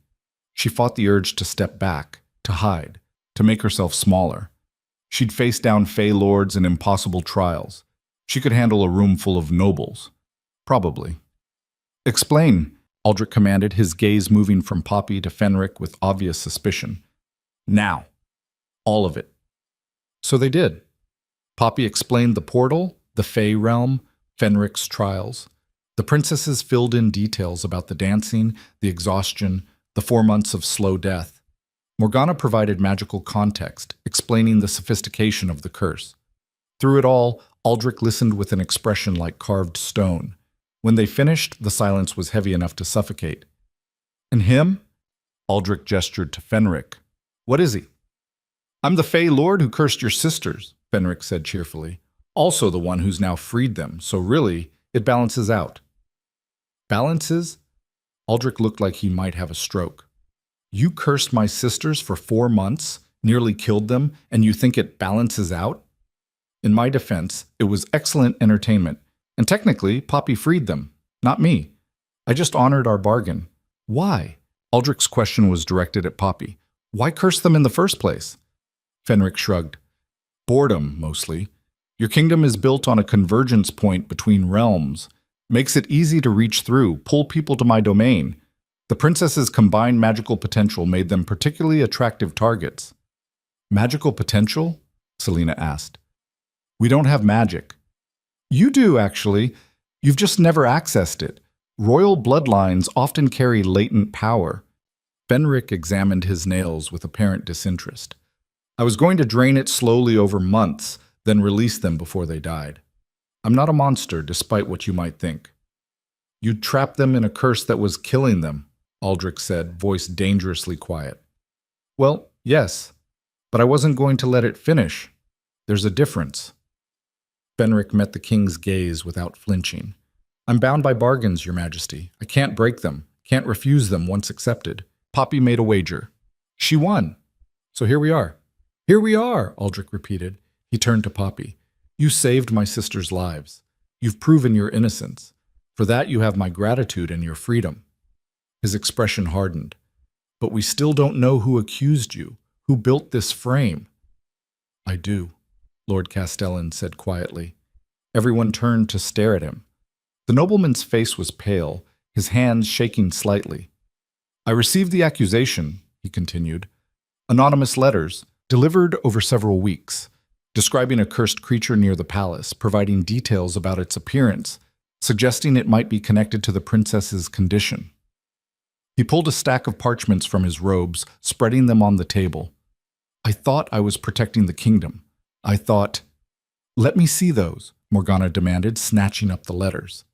She scanned them quickly, her expression darkening. These were written by someone with knowledge of court protocols, formal language, access to expensive parchment. And look, she held one up to the light. There's a watermark, Thornwick Merchant Guild. Poppy's blood went cold. My father's guild. Your stepmother would have access to his supplies, Morgana said. The parchment, the official seals, everything needed to make these look legitimate. But why? Arya asked. Why go through all this trouble? Because she wanted to make sure I stayed gone, Poppy said, the pieces finally clicking together. Permanently. It wasn't enough to curse me, to drive me into the woods. She needed me dead. But she couldn't just kill me outright. Too many questions, too much risk. So she waited. Waited for the perfect opportunity to frame me for something that would guarantee my execution. And the princess's curse gave her that opportunity, Morgana finished. She didn't create it. That was Fenric. But when she learned about it, she saw a way to use it against you. How did she even know about the curse? Seraphina demanded. Court gossip travels, Lord Castellan said quietly. The princess's condition wasn't exactly secret. Half the kingdom knew something was wrong in the palace. Aldrich's hands clenched into fists. So this woman, this merchant's wife from a backwater village, orchestrated an elaborate frame to ensure a girl she already cursed would be executed for crimes she didn't commit. Is that what you're telling me? Yes, Poppy said. That's exactly what I'm telling you. Then we arrest her, bring her here for trial, charge her with false accusation, conspiracy, whatever else we can make stick. Aldrich's tone left no room for argument. No one manipulates my justice system and walks away. With respect, Your Majesty, Fenric interrupted, that won't work. Excuse me? She'll deny everything. The letters are anonymous, untraceable to her directly. You have no proof she wrote them, no witnesses to her actions. It's her word against assumptions. Fenric smiled. You need a confession, or evidence so damning she can't deny it. And how do you suggest we get that? Aldrich asked icily. Simple. Fenric looked at Poppy. We send her a message she can't ignore. We make her think she's won, then trap her when she reveals herself. A trap, Poppy said slowly. You want to use me as bait. I want to give her enough rope to hang herself. There's a difference. Fenric's expression turned calculating. Your stepmother cursed you. That magic is still active, still binding you to that form. If we can trick her into revealing how she did it, the spell, the components, the method, we'll have proof of her guilt, and potentially a way to break your curse. Hope flared in Poppy's chest, dangerous and bright. How?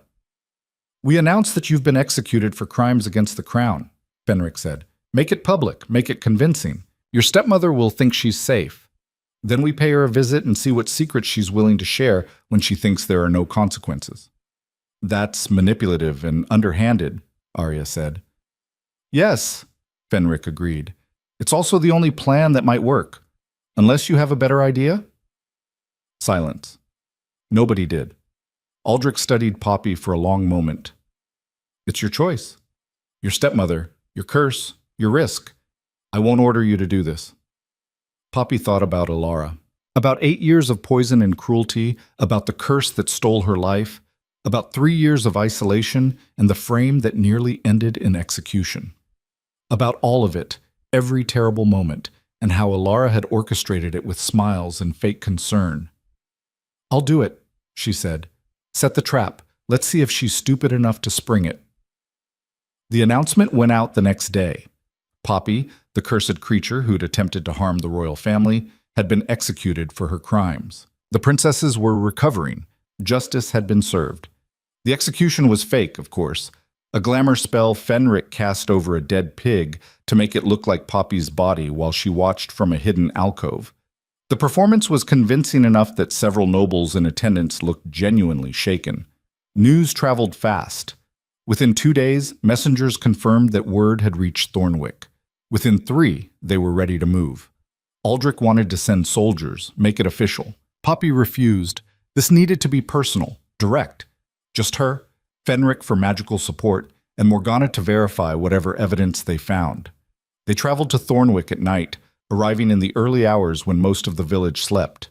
Poppy's childhood home looked the same. Well-maintained, prosperous, showing no signs of the rot that lived inside. Poppy stood in the shadows across the street, staring at the house where she'd grown up, where her father still lived, probably sleeping peacefully, unaware that his wife was a murderer and his daughter was about to confront her. Second thoughts? Fenric asked quietly. 1,000 of them? Poppy's claws dug into her palms. But I'm doing this anyway. Good. I'd be disappointed if you backed down now. He gestured, and the front door unlocked with a soft click. After you, little beast. This is your show. They entered silently. The house was dark, quiet except for soft snoring from upstairs. Poppy's father, dead to the world. Alara's chambers were separate in the east wing. Of course they were. Even in marriage, she maintained distance. Poppy found her stepmother asleep, looking peaceful and innocent in the moonlight. It would be easy to kill her like this.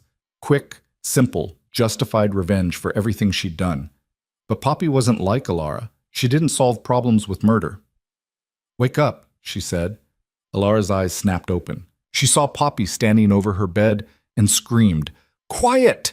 Fenric commanded, and the sound cut off as magic sealed Alara's voice. We're here to talk, not to alert the neighborhood. Alara's face went through several emotions in rapid succession. Terror, confusion, then calculation as she recognized Poppy despite the curse. You're supposed to be dead, she whispered when Fenric released her voice. They executed you. Disappointed? Poppy asked. Yes, Alara said bluntly. Then, realizing her mistake, no, of course not. I just heard. The news said. The news lied. I'm alive, free, and here to ask you some questions. Poppy pulled up a chair, sitting casually despite her hammering heart. Let's start with the curse, the one that did this to me. She gestured at her transformed body. How did you do it? I don't know what you're talking about. Wrong answer. Fenric stepped forward, and the temperature in the room dropped 10 degrees. I'm Faye, woman. I can taste lies like wine. Try again. Alara's face went pale. She looked between Poppy and Fenric, clearly calculating her options. You can't prove anything, she finally said. Even if I did curse you, and I'm not saying I did, there's no evidence. No witnesses. Nothing. True, Poppy agreed. But see, I don't need to prove it in court. I just need to know how you did it so I can break it. So here's your choice. Tell me willingly, or he extracts it from you magically. Either way, I'm getting answers tonight. Fae can't directly harm mortals who haven't bargained with them, Alara said, but her voice wavered. Also true, Fenric said cheerfully, but I can make you very uncomfortable without technically harming you. Would you like a demonstration? The air around Alara began to shimmer with heat, not quite burning, but getting close. She gasped, pressing back against the headboard. Stop! I'll tell you, just stop! The heat vanished. Fenric smiled. Wonderful. Please continue. Alara glared at Poppy with pure hatred. You deserved it. You were always in the way, always reminding your father of his first wife. Celeste needed to be the favorite, the important one. But you kept existing, kept being there. She laughed bitterly. The curse was supposed to kill you, transform you completely into a beast, then death. But you stopped halfway, trapped in that form. Even in cursing you, you had to be difficult. How did you do it? Poppy repeated, voice steady despite the rage building inside her. A witch in the North Woods. She owed me a favor, provided the components. Wolf's blood, nightshade, and a piece of your clothing mixed under a new moon. Alara's expression turned smug. I put it in your tea that night. You felt the transformation start and thought it was natural, thought you'd done something to deserve it. But it was me. All me. And the letters to the palace? Morgana asked from the doorway, where she'd been recording everything with a spell. Accusing Poppy of cursing the princesses? Insurance, Alara said. When I heard about the royal curse, I saw an opportunity. Make sure the monster stayed gone permanently. She looked at Poppy. You should have died in those woods. You should have been too weak to survive. But you kept living, kept existing where you weren't wanted. So I made sure you'd finally be erased. The room was silent except for Alara's breathing and the faint scratching of Morgana's magical recording. Got it all? Poppy asked without taking her eyes off her stepmother. Every word, Morgana confirmed. Confession to cursing a minor, attempted murder, false accusation to crown authorities. That's a life sentence minimum, possibly execution depending on the king's mood. Alara's smugness evaporated. You can't, that's not, I was coerced. He threatened me. She pointed at Fenric. I offered you discomfort or honesty, Fenric corrected. You chose honesty. That's not coercion, that's consequence. He looked at Poppy. What do you want to do with her? What did she want? Poppy looked at the woman who'd tried to kill her 8 times, who'd cursed her, who'd spent 11 years trying to erase her existence. The woman who'd smiled and played the devoted stepmother while poisoning a child's tea. She should want revenge, should want to see Alara suffer the way she'd suffered. But looking at her stepmother now, pale and frightened, all her power stripped away, Poppy mostly felt tired. I want justice, she said finally. Not revenge, justice. Let the king decide her fate. Let the system she tried to manipulate against me work the way it's supposed to. Noble, Fenric observed. Boring, but noble. I'm not doing it to be noble. I'm doing it because if I sink to her level, she wins. She gets to say we're the same, that the curse revealed what I really am. Poppy stood. I'm better than that. Better than her. Guards arrived at dawn to collect Alara, summoned by Morgana's message spell. Poppy's father woke to find his wife in chains and his cursed daughter standing in the hallway. His face went through several emotions before settling on confused guilt. Poppy? He said uncertainly. You're alive. No thanks to you, she said quietly. You let her curse me. You hid me away instead of protecting me. You chose her over your own daughter. I didn't know. She said you were cursed, that there was nothing. You didn't ask questions, didn't investigate, didn't care enough to make sure I was safe. Poppy felt tears threatening, but refused to let them fall. Not here. Not for him. She tried to kill me 8 times before the curse, and you never noticed. Or you noticed and didn't care. Either way, you failed me. He opened his mouth, closed it. No defense came. I don't know if I can forgive you, Poppy continued. Maybe someday, but not today. Today I just need you to know that I survived despite you, not because of you, and that I'm going to keep surviving, Keep fighting. Keep proving that I deserved better than what you gave me." She turned and walked away, leaving him standing in the hallway looking broken. It should have felt like victory. It didn't. It felt like closing a wound that had been bleeding for 11 years, necessary, painful, and nowhere near healed.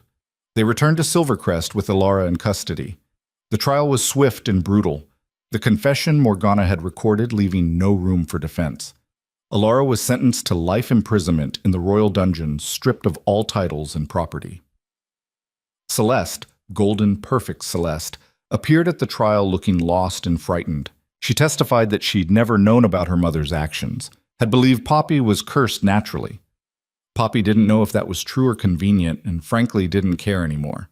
The princesses recovered quickly once the curse was broken, their strength returning with each day. They were grateful, effusive in their thanks, and Poppy found herself unexpectedly adopted into their circle. Arya in particular refused to leave her alone, chattering about everything and nothing while Poppy tried to figure out what came next, because the curse was still there. Elara had confessed to the method, but knowing how it was cast didn't automatically break it. The witch who'd provided the components was dead.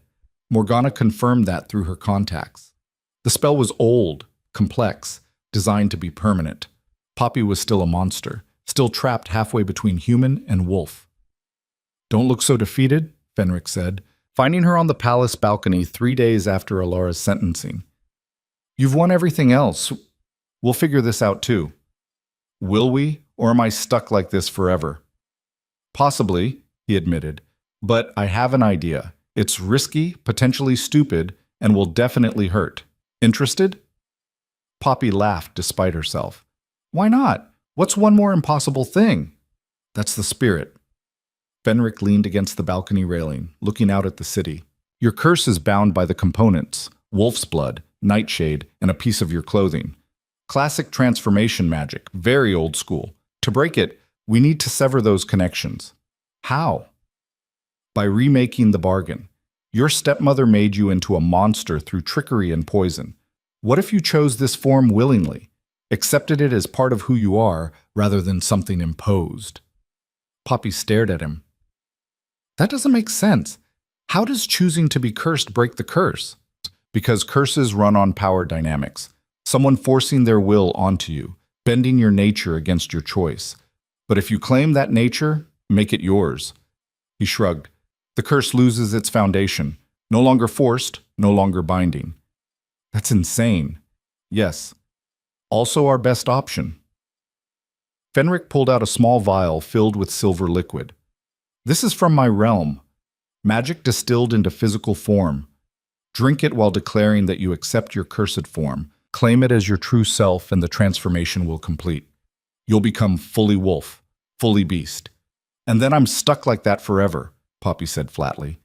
"No, then you choose to be human again. Because it's a choice, not a curse. You control the transformation, not the magic." His golden eyes were serious. "It's a gamble. It might not work. You might end up trapped as a full wolf with no way back. But it's the only path I can see to breaking Elara's curse completely." Poppy took the vial, holding it up to the light. The liquid inside swirled like mercury, alive and dangerous. "You saved the princesses," Fenric said quietly.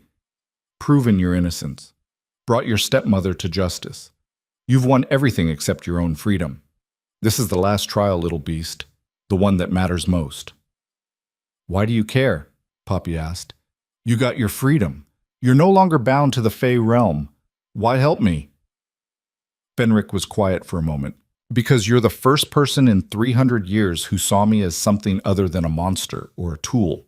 You wagered on my desire for freedom, bet that I was more than my cruelty. You were right." He smiled, sharp and genuine. "Consider this returning the favor. You believed I could be better. Let me believe you can be free."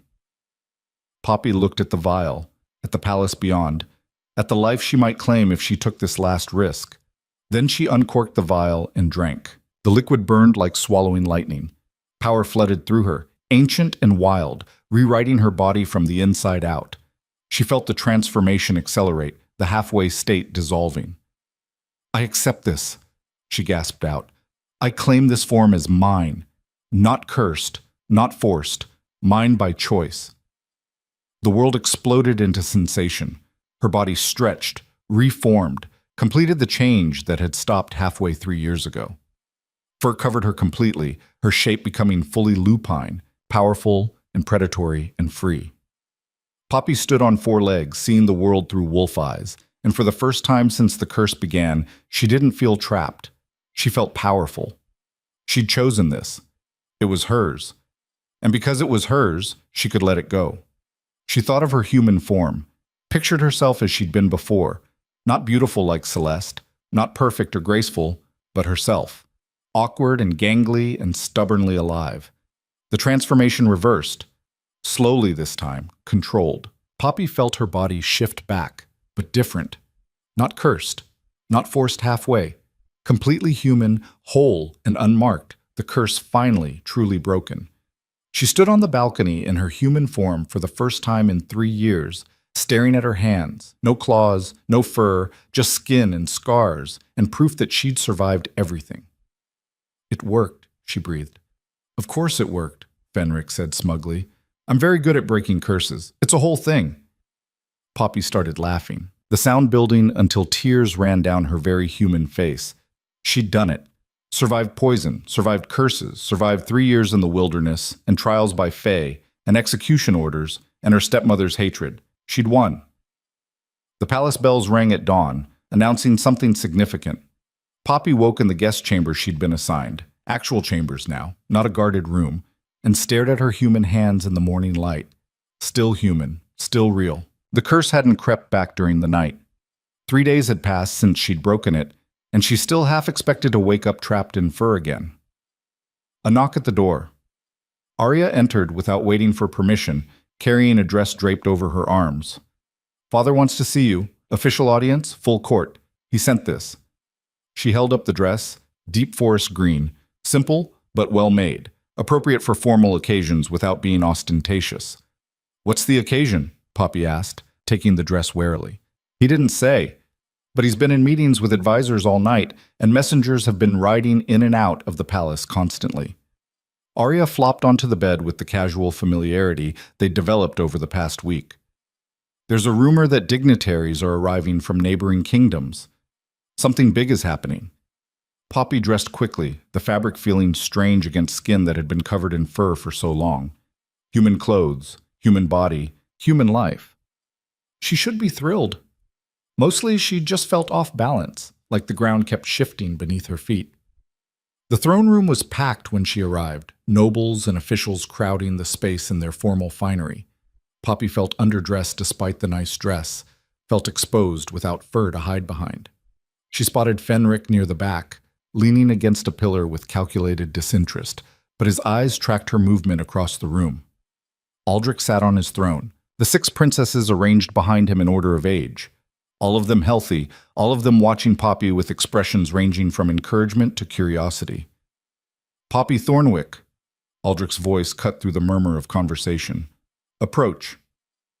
She walked forward, aware of every eye on her, every whisper that followed. 3 weeks ago, she'd been a cursed creature dragged here in chains. Now she was... what? She didn't know anymore. You saved my sisters' lives, Aldrich said when she reached the base of the throne. You broke a curse that the kingdom's most powerful mages couldn't touch. You uncovered a conspiracy against the crown, brought a criminal to justice, and proved your innocence beyond any doubt. I did what I had to do to survive, Poppy said honestly. The rest just happened. Nevertheless, you've earned the gratitude of the crown and the kingdom. Aldrich stood, descending the steps to stand before her. Up close, she could see the exhaustion in his face, the weight he carried. I'm told you have no home to return to. Your father's house holds nothing but bad memories, and your cottage in the woods is... He paused. Not suitable for permanent residence. I've survived worse, Poppy said, but her heart sank. She'd been trying not to think about what came next, where she'd go. The woods weren't an option anymore. She'd need supplies to rebuild, and she had no money, no resources. You could stay here, Arya blurted out. The youngest princess clapped a hand over her mouth, looking mortified, but the damage was done. Seraphina surprisingly nodded. We owe you our lives. The least we can do is offer you a place at court. I'm not court material, Poppy protested. I don't know the first thing about being a noble, or who said anything about being a noble. Aldrich's expression shifted, becoming thoughtful. You survived in the wilderness for 3 years. You tracked and infiltrated a Fey realm. You solved problems through unconventional thinking when traditional approaches failed. He looked at his counsel. Sounds like someone we could use in royal service. The room erupted in whispers. Poppy stared at the king, trying to process what he was suggesting. You want me to work for you? I want to offer you a position as a special investigator for the crown. Someone who can handle situations that require creative solutions, non-traditional problems. Aldrich's lips twitched towards something that might have been a smile. You've proven you can think outside conventional boundaries. That's valuable. I don't... Poppy started, then stopped. What was she going to say? That she didn't deserve it? That she was just a merchant's daughter who'd survived through stubbornness and luck? I need to think about it. Fair enough. But there's something else. Aldrich gestured, and servants brought forward a small chest. Your stepmother's property was seized by the crown as part of her sentence. This includes assets she acquired through your father's business, assets that were legally yours as his legitimate heir. He opened the chest. It was filled with documents, deeds, and a substantial amount of gold. Your inheritance, Aldrich said, held in trust until you were found. Consider it compensation for what was stolen from you. Poppy looked at the gold, at the papers that represented property and investments, and a future she'd never expected to have. My father, does he know? Your father is no longer in a position to object. We found evidence he was aware of at least some of your stepmother's actions. While not directly complicit in the curse, his negligence makes him legally liable. Aldrich's expression was implacable. He's been stripped of his merchant license and most of his assets. What remains goes to you. It should have felt like justice. Instead, it felt hollow. Poppy had wanted her father to care, to fight for her, to be the parent she'd needed. She'd never wanted him destroyed. But he'd made his choices, just like everyone else. I accept the inheritance, she said quietly. But I want to establish a fund with part of it. For children like me.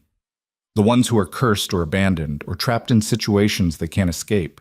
Give them resources, protection, a way out. Aldrich studied her for a long moment. That's unusually generous for someone who just got their life back. It's practical. I survived because I was stubborn and lucky. Not everyone has that combination. Poppy met his gaze steadily. If I can make it easier for the next cursed kid, I'm going to. Approved. We'll have the royal treasurer work out the details. Aldrich returned to his throne, settling into it with the air of someone completing a performance. Now, the other matter. He gestured, and guards opened the side doors. A procession entered, officials in formal robes carrying staffs and banners that Poppy didn't recognize. Representatives from the Fey Accords Council, Morgana murmured from somewhere behind Poppy. This should be interesting. The lead official, an elderly man with a face like weathered stone, bowed to Aldrich before turning to scan the crowd. His eyes found Fenric and narrowed. Lord Fenric of the Silver Court, he said, voice carrying across the room. You stand in violation of your binding. You were sentenced to remain in the Between Realm for crimes against the mortal world. Your presence here constitutes a breach of the Accords. Fenric pushed off from his pillar, sauntering forward, with zero concern for the danger he was in. I was released. Legally, through a bargain fairly won. Check your precious accords. Bargains supersede bindings. Only if the bargain was made with proper authority. A cursed vagrant gambling for her life doesn't constitute proper authority. Hey, Poppy protested. I wasn't a vagrant. I had a cottage. The point stands. The bargain is invalid, which means you're in violation, which means we have authority to rebind you immediately. The official raised his staff, magic crackling along its length. Wait, Aldrich interrupted. By what law do you claim authority in my kingdom? The Fey Accords supersede mortal law in matters concerning Fey criminals. Lord Fenric is currently under my protection as a guest of the crown. You'll need to provide evidence of his crimes before I allow you to take him anywhere. The official's expression soured. His crimes are well documented. 300 years ago, he created a plague of nightmares that devastated 7 kingdoms. Thousands died. He was bound to the Between Realm as punishment. 300 years ago, Fenric said lazily. Bit of a grudge to hold, don't you think? Justice doesn't expire. No, but apparently it gets selective. Tell them about the provocation, Matthias. Tell them why I created those nightmares. The official, Matthias, went rigid. That's irrelevant. Is it? Because from what I recall, those 7 kingdoms had just finished burning 5 Fae settlements, killing everyone inside, including children. My nightmares were retaliation for genocide.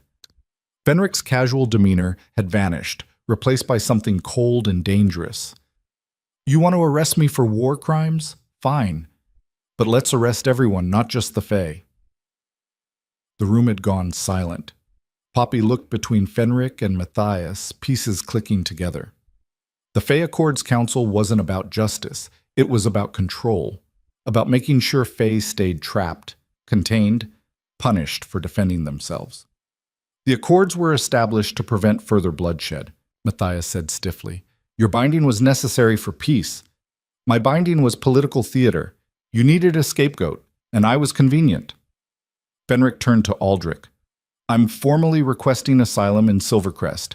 As someone who's provided valuable service to the crown, helping save the princesses, assisting in breaking a curse, contributing to criminal investigations, I believe I've earned consideration. Aldrich looked like he'd swallowed something sour. Granting asylum to a Fae lord with a history of creating nightmare plagues wasn't exactly politically safe, but refusing would mean handing Fenric over to a council that clearly had its own agenda. The Crown recognizes Lord Fenric's contributions, Aldrich said carefully. However, asylum requires vetting and approval through proper channels. I'm placing him under house arrest in the palace while we investigate the historical claims and determine the appropriate response. Unacceptable? Matthias protested. He needs to be bound immediately before— Before what? Poppy interrupted. She was tired of people talking around her, making decisions that affected her life without input. Before he defends himself? Before we hear both sides of a 300-year-old conflict? You want to punish him for retaliation against genocide, but you're not even willing to acknowledge that the genocide happened? This doesn't concern you, girl. Actually, it does. He helped save my life. He helped break my curse. He kept his bargains, even when it cost him his freedom. Poppy stepped forward, positioning herself between Matthias and Fenric. So, if you want to take him, you'll have to go through me. You can't stop us. You have no authority, no power. She has my authority, Aldrich said quietly. And in my kingdom, that's more than sufficient. Lord Fenric remains under crown protection until proper investigation is completed. If you have complaints, file them through diplomatic channels. Matthias looked like he might argue further, but the guards had moved into position around the throne, hands on weapons. The message was clear. This conversation was over. The council will remember this, Matthias said coldly. Harboring a criminal makes you complicit in his crimes. Then I suppose we'll have to investigate those crimes thoroughly. Wouldn't want to be complicit in something that turns out to be justified self-defense. Aldrich's tone could have frozen water. You're dismissed. The council representatives left in a storm of offended dignity and thinly veiled threats. When the doors closed behind them, the tension in the room shifted from diplomatic to exhausted. Well, Fenric said brightly, that was fun. We should do it again sometime. You, Aldrich pointed at him, are more trouble than you're worth. Probably. But I'm interesting trouble, which is better than boring compliance. House arrest, palace grounds. One step outside and I'll let them take you myself. Fenric bowed with exaggerated courtesy. Your Majesty is too kind. As the court began to disperse, Arya grabbed Poppy's arm. That was amazing. The way you stood up to them, you'll have to go through me. I thought Matthias was going to have a stroke. I wasn't trying to be amazing. I was trying to stop them from dragging off someone who helped me. Poppy extracted her arm gently. There's a difference. Is there? Because from where I was standing, it looked like you were standing up for what's right regardless of who it pissed off. Arya's smile was knowing. Sounds like something a hero would do. I'm not a hero. Tell that to literally everyone who watched you save 6 princesses from a death curse. Arya squeezed her hand. Get used to it, Poppy. You don't get to go back to being invisible anymore. Over the next week, Poppy discovered that Arya was absolutely right. She couldn't walk through the palace without people recognizing her, thanking her, asking for favors or advice, or just wanting to be associated with the girl who'd beaten a Fey lord at his own game. It was exhausting. She found refuge in the palace library, a massive room filled with books and scrolls and blessed silence. Fenric found her there 3 days after the council's visit, sprawled in a chair near the window with a book on magical theory. Hiding? He asked, settling into the chair opposite. Reading, Poppy corrected.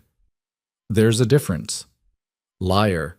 You're hiding from admirers and supplicants and everyone who wants a piece of the hero. He plucked the book from her hands, scanning the title. Advanced Curse Theory, Light Reading.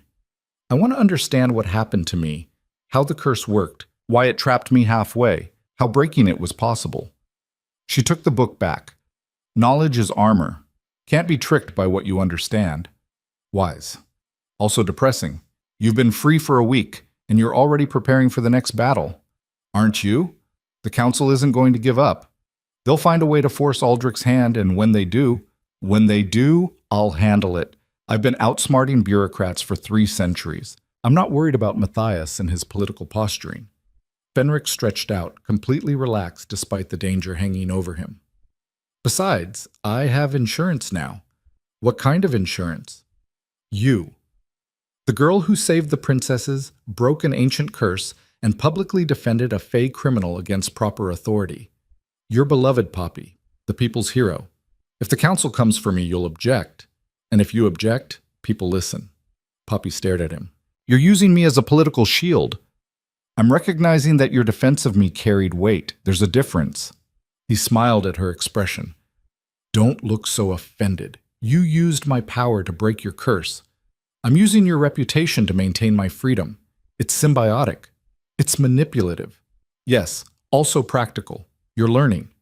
He stood, moving to browse the bookshelves. The council is investigating the historical records of the conflict that led to my binding. When they realize I wasn't lying about the genocide, they'll have a problem. Either acknowledge that their justice was selective and political, or double down and look like tyrants. What will they choose? Double down. Organizations like that always do. Admitting fault would undermine their authority. He pulled a book from the shelf, examining it. But by then, I'll have established enough value here that removing me becomes politically complicated. Aldrich's already using me as a consultant on magical threats. The princesses like me. You've defended me publicly. The longer I'm here, the harder it becomes to justify dragging me away. So your plan is to just wait them out? My plan is to become indispensable. Make myself so useful that the cost of removing me exceeds the benefit. He looked at her over the book. Same thing you're doing, actually, except you're doing it accidentally, and I'm being deliberate about it. The Poppy considered that. I'm not trying to be indispensable. I'm just trying to figure out what comes next. And what does come next? Are you taking Aldrich's offer? Special investigator for the crown? I don't know. It feels like trading one cage for another. I'd be useful, valued even, but still defined by what I can do for powerful people rather than what I want for myself. So what do you want? The question stopped her. What did she want? For 3 years, she'd wanted to survive. Then she'd wanted to break the curse. Then she'd wanted justice for what Alara had done. But now, with all of that accomplished, what was left? I want to choose, she said slowly. Not react, not survive, not prove anything. Just choose what my life looks like without someone else's expectations or cruelty or bargains defining it. Ambitious, Fenric observed. Also terrifying. Freedom means responsibility for your own failures. I've been responsible for my own survival since I was 7. I think I can handle it. He smiled, genuine and almost warm. I think you can too, which is why I'm going to offer you something dangerous and probably stupid. Your specialty. Exactly. Stay at court if you want. Take Aldrich's position, become the respectable hero everyone expects, or, he paused for dramatic effect, come with me. I'm establishing a practice as an independent magical consultant, someone who handles problems too weird, too dangerous, or too politically sensitive for traditional authorities. I need a partner who understands mortal concerns and can navigate situations I'd normally solve with violence or trickery. Poppy blinked. You want me to go into business with you? I want to offer you an alternative to being either a vagrant in the woods or a crown employee. We'd be equals. Partners. You handle the mortal side, I handle the magical side, and together we solve impossible problems for people who can pay. People like who? Cursed children who need resources. Families dealing with fey bargains. Villages plagued by magical threats their local authorities can't handle.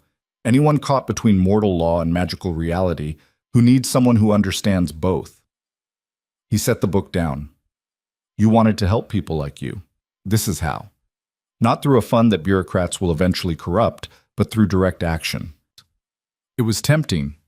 More tempting than it should be.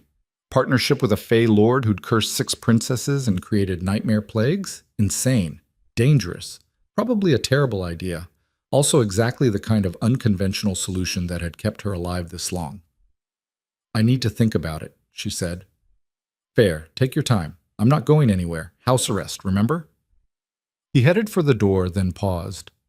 For what it's worth, I think you'd be wasted in a traditional position. You're too strange, too sharp, too used to working outside normal boundaries. The crown would try to smooth your edges, make you fit their expectations. You'd hate it within a year. And working with you would be different? Working with me, you'd hate it within a week, but at least it would be interesting. He left, and Poppy was alone with her thoughts and a decision that felt impossibly large. 2 days later, she stood in Aldrich's private office, not the throne room with its audience and performance, but a smaller space where the king could be just a man trying to hold his kingdom together.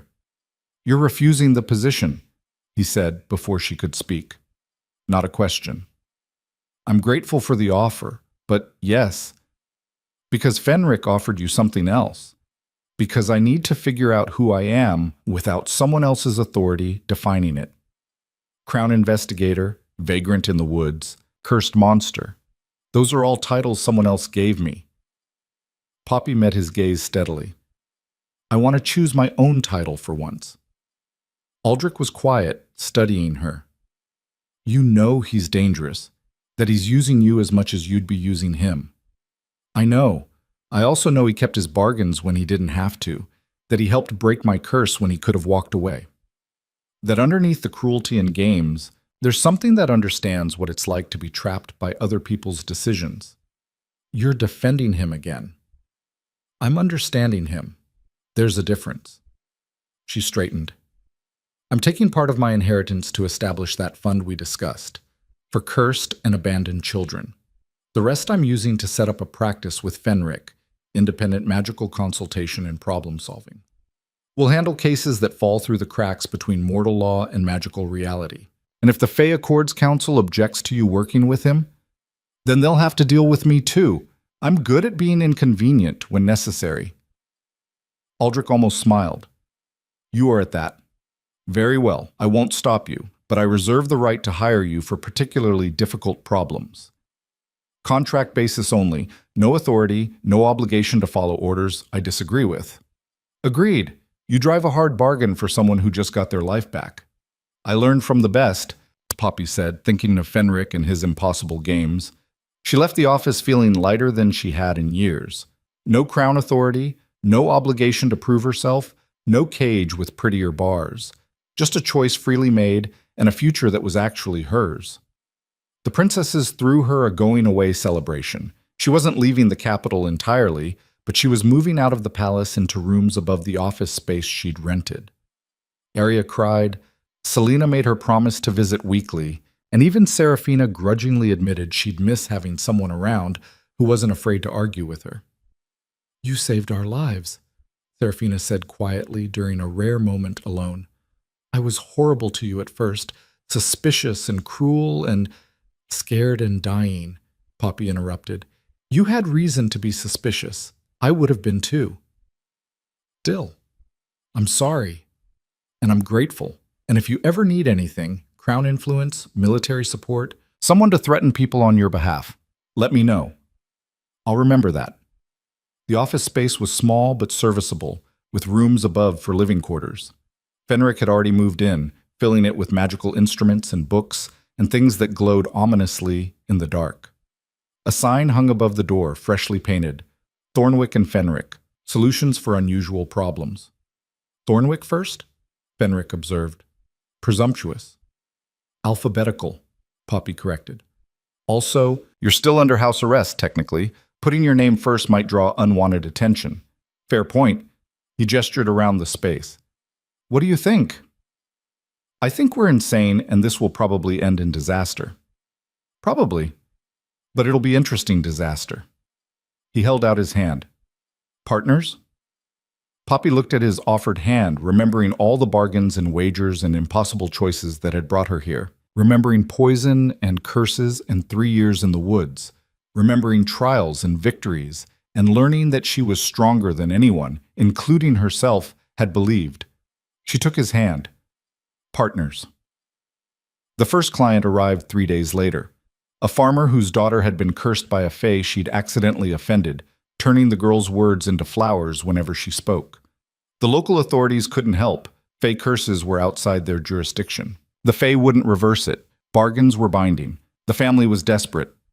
Poppy and Fenric took the case. It took 2 weeks, 3 trips to the Fae realm, and 1 very creative reinterpretation of bargain terms, but they broke the curse. The girl spoke normally again. The family paid what they could afford and spread word of the strange partnership that could solve impossible problems. More clients followed. A merchant cursed to grow younger every day. A village plagued by nightmares that turned real. A noblewoman whose son was stolen by Fae and replaced with a changeling. Cases that fell through the cracks, that were too weird or too magical or too dangerous for normal authorities. Poppy and Fenric handled them all, not always successfully, not always cleanly, but with a combination of mortal practicality and magical expertise that proved surprisingly effective. 6 months in, Aldrich summoned them to the palace. Not for a case, for recognition. The crown was officially sanctioning their practice, establishing them as independent contractors the kingdom could call on for specialized situations. You've proven yourself valuable, Aldrich said, handing over the official charter. Both of you, even you, Fenric, despite my better judgment. I'm touched, Your Majesty, truly. Don't be. I'm doing this because you're effective, not because I like you. Aldrich turned to Poppy. The Fae Accords Council has formally dropped their case against Fenric. Turns out documentation of the genocide was more extensive than they wanted to acknowledge. Rather than admit their binding was political, they're claiming he served sufficient time and releasing him from all restrictions. He won? Poppy asked. We won, Fenric corrected. Your defense gave them political cover to change their position. They can claim they're being merciful in response to public opinion rather than admitting fault. He smiled at Aldrich. Well played, using our visibility to force their hand. I have no idea what you're talking about. I simply hired effective contractors. But Aldrich's expression said otherwise. He'd absolutely used their growing reputation to pressure the council, making Fenric too visible and valuable to casually remove. Politics. Poppy was learning to appreciate the game even if she'd never enjoy playing it. The celebration that night was smaller than the first one. Just Poppy and the princesses and Fenric in the palace gardens under stars that seemed closer than usual. So what's next? Arya asked. More impossible cases? More dramatic rescues? Probably, Poppy admitted. Although I'm hoping for fewer trials by Fae Lord. 1 lifetime was enough. Where's the fun in that? Fenric asked. You're at your best when everything's impossible, and you're 5 seconds from disaster. I'm at my best when I'm not about to die, actually. Agree to disagree. They talked late into the night about cases they'd solved, cases they'd failed, the bizarre intersection of mortal law and magical reality that had become Poppy's expertise. Arya wanted to hear every detail. Selena asked thoughtful questions about magical theory. Even Serafina admitted grudging respect for the work they were doing. Later, walking back to the office through empty streets, Fenric spoke quietly. You know, this isn't what I expected when I cursed those princesses. What did you expect? Entertainment, distraction, the same pattern I'd played for 300 years, trap mortals, drain their power, watch them struggle. He was quiet for a moment. I didn't expect one of them to send a cursed girl who'd outsmart me. Didn't expect to lose, or to find that losing might be the most interesting thing that ever happened to me. You're saying I ruined your life. I'm saying you changed it. Not ruined, changed. He looked at her in the moonlight. You gave me freedom when you didn't have to. Defended me when it was dangerous. Partnered with me when it was probably stupid. Why?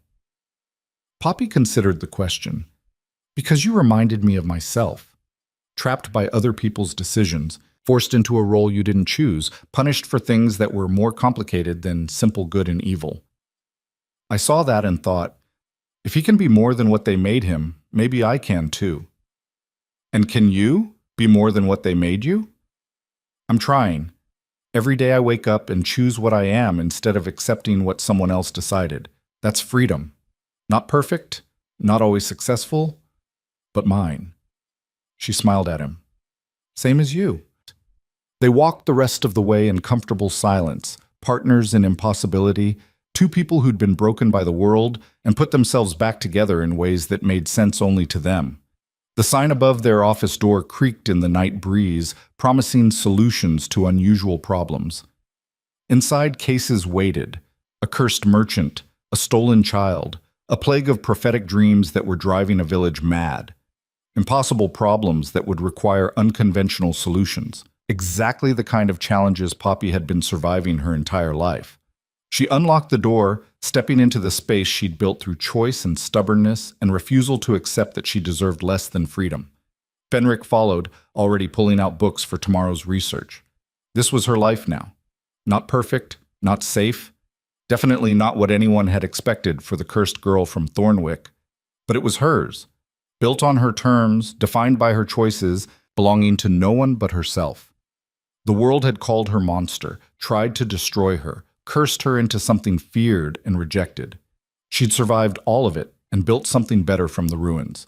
Not a fairy tale ending. Real life didn't work that way. But a beginning of partnership, purpose, and the freedom to choose her own path forward.